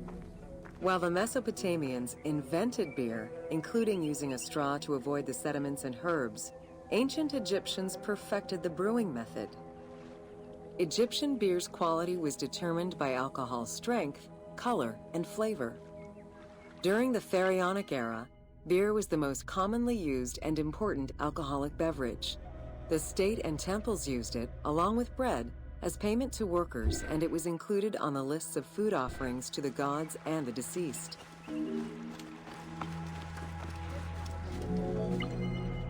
Beer was the popular drink of ceremonies and festivals. The Festival of Drunkenness was even dedicated to it. Considered to be quite nutritional, beer was also significant in the day-to-day lives of ancient Egyptians. Egyptian adults and children consumed beer with all of their meals, and medical texts include hundreds of remedies that contain beer. It remained the most popular alcoholic beverage until the Roman era. I assume they brought wine. Recipes for beer varied over time and depended on the quality of the materials. Bakers and brewers typically worked alongside one another at the same workshop or house. Many families often produced the quantity appropriate to their own consumption, with better quality beers produced for festivals and other special occasions. The most basic recipe used malted cereal as the main ingredient. Fruits such as dates were added along with honey and spices. Once baked, bread would be crumbled into the brew to start the fermentation process. Adding grain enzymes would break down the starches, turning them into sugar and creating a thick mash.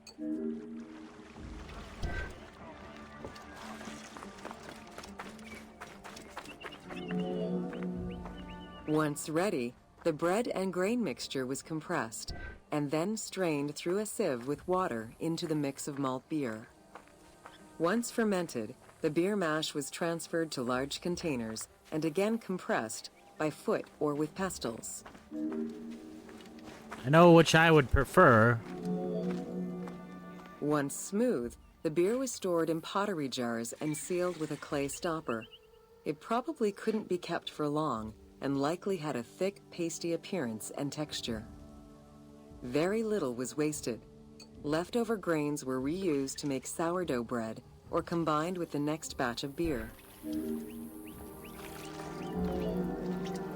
While there are many ancient accounts for making bread, most of the knowledge known about ancient Egyptian brewing comes from an account by the alchemist Zosimus over 300 years after Cleopatra's reign. More recently, Dr. Delwyn Samuel, an archaeobotanist, has proposed alternate antique techniques to brew beer. However, experts are unable to replicate an authentic beer since not all of the techniques and ingredients used by ancient Egyptians are known yet. Or in some cases, might not be around anymore. Food was prepared on the floor until the Middle Kingdom, when cooking benches were introduced.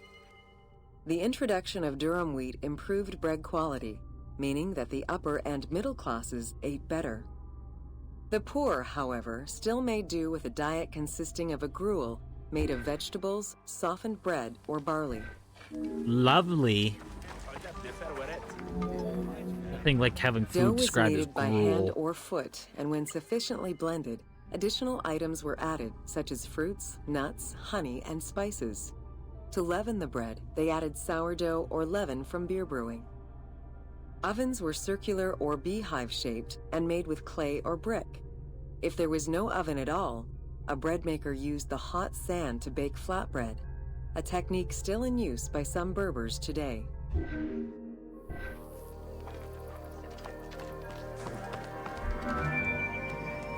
Ancient Egyptians always had to fight off the omnipresent sand particles that were blown towards them. Despite their best efforts, sand regularly made its way into their food. Additionally, particles from the grain-grinding stone tools and ovens they used also contributed to attrition and prematurely worn teeth. The team tried to portray this through toothache animations and commoners sweeping sand off.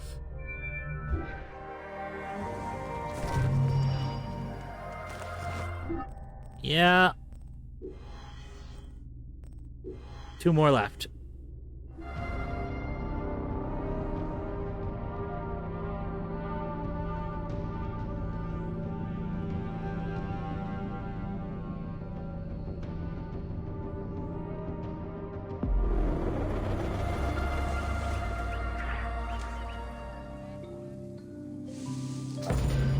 Welcome to Wine in Ancient Egypt. When the god Horus lost his eye in a war with Seth, the ancient Egyptians believed the eye turned into a vine, and the vine's tears became wine. Early texts, dating back to 3150 BCE, contain the hieroglyph for vine. Regarded as extremely valuable, wine was highly sought after by the elite. It was also an essential part of many religious ceremonies.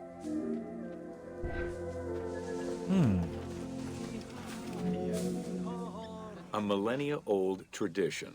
Grape Big-ass cultivation grapes. and wine production was regimented in the way typical of ancient Egyptian bureaucracy. Egyptians kept careful records of winemakers, which they clearly identified on labels. Every landowner with a modicum of self-respect usually kept a vineyard. This held particularly true in the regions of the Fayum and the Nile Delta.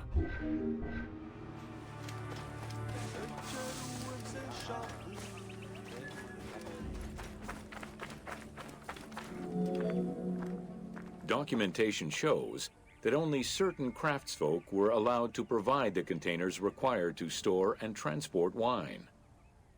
That and rigorous quality control checks established for every step of wine production shows that ancient Egyptians knew that the quality and longevity of wine could easily be affected by any number of variables, which they paid careful attention to.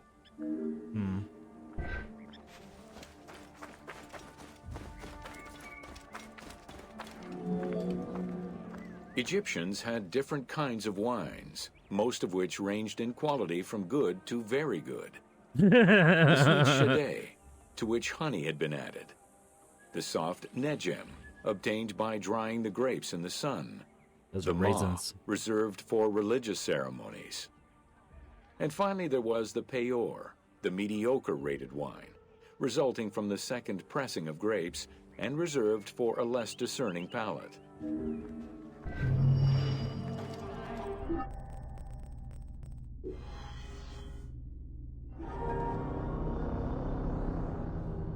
This is the last bit of history.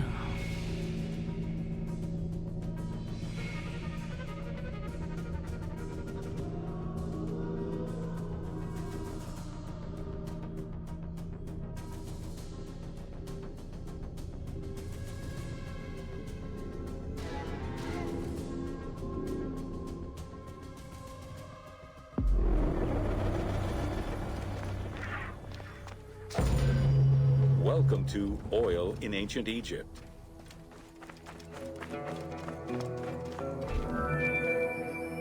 Castor, sesame, and moringa were the source of the most common oils in ancient Egypt. Oil was used for various purposes: cosmetics, medical treatments, nutrition, perfume, athletics, and rituals, to name a few. The team decided to use oil as an explosive to add more gameplay opportunities for the player. I mean, that's not wrong, technically. I don't know if it'd blow up the way it does, but it would ignite. Ancient Egyptians originally used castor oil in wick lamps, but also for cosmetics, such as facial and hair treatments. There is mention in some papyrus of castor oil being prescribed to treat constipation and help pregnant women. Castor beans were found in ancient Egyptian tombs as early as 4000 BCE. Castor oil was made by pressing the beans from the plant of the same name. Yeah, I don't know what the overlap there is.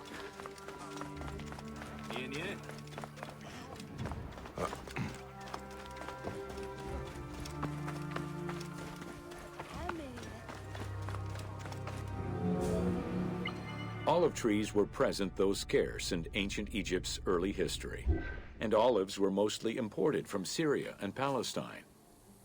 Their use and cultivation remained uncommon until the mass arrival of Greek settlers during the reign of the Ptolemies, when demand increased sharply. Olive trees were normally found in the region of the Fayum and the lands surrounding Alexandria.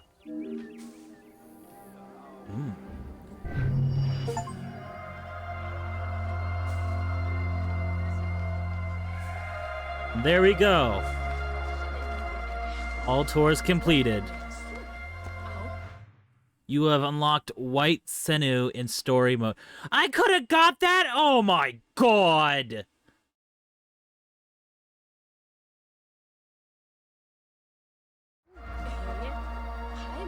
That's so good now that I'm done.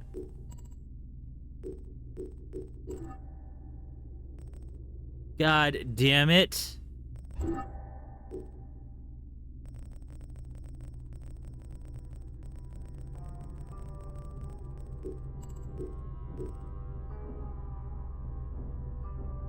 That's fucking annoying.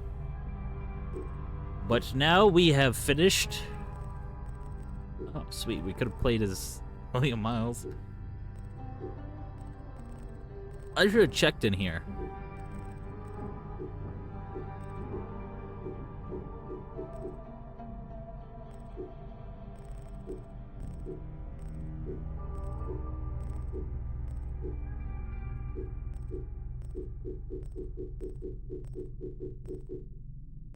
We could have played as a lot of different people. Anyway, we're done. That is the history of... Well, I don't know how much that really covers, but it's ancient Egypt. It covers quite a bit. So, now we go to quit.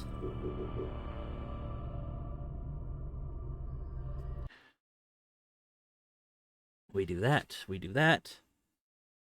It is now time to go over here for the ceremonial uninstallation.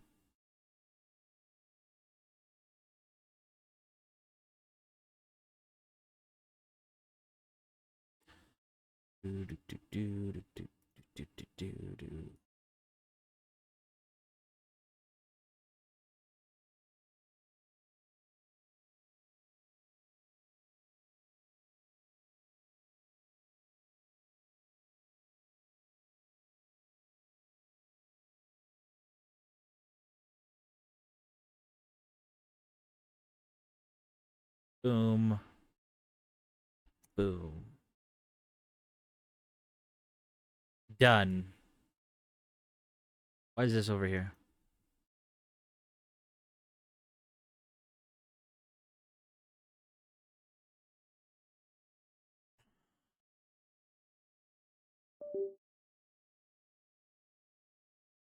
I'll move that back over, I guess.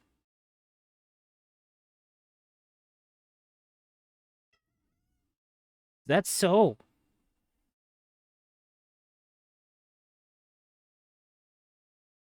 All right.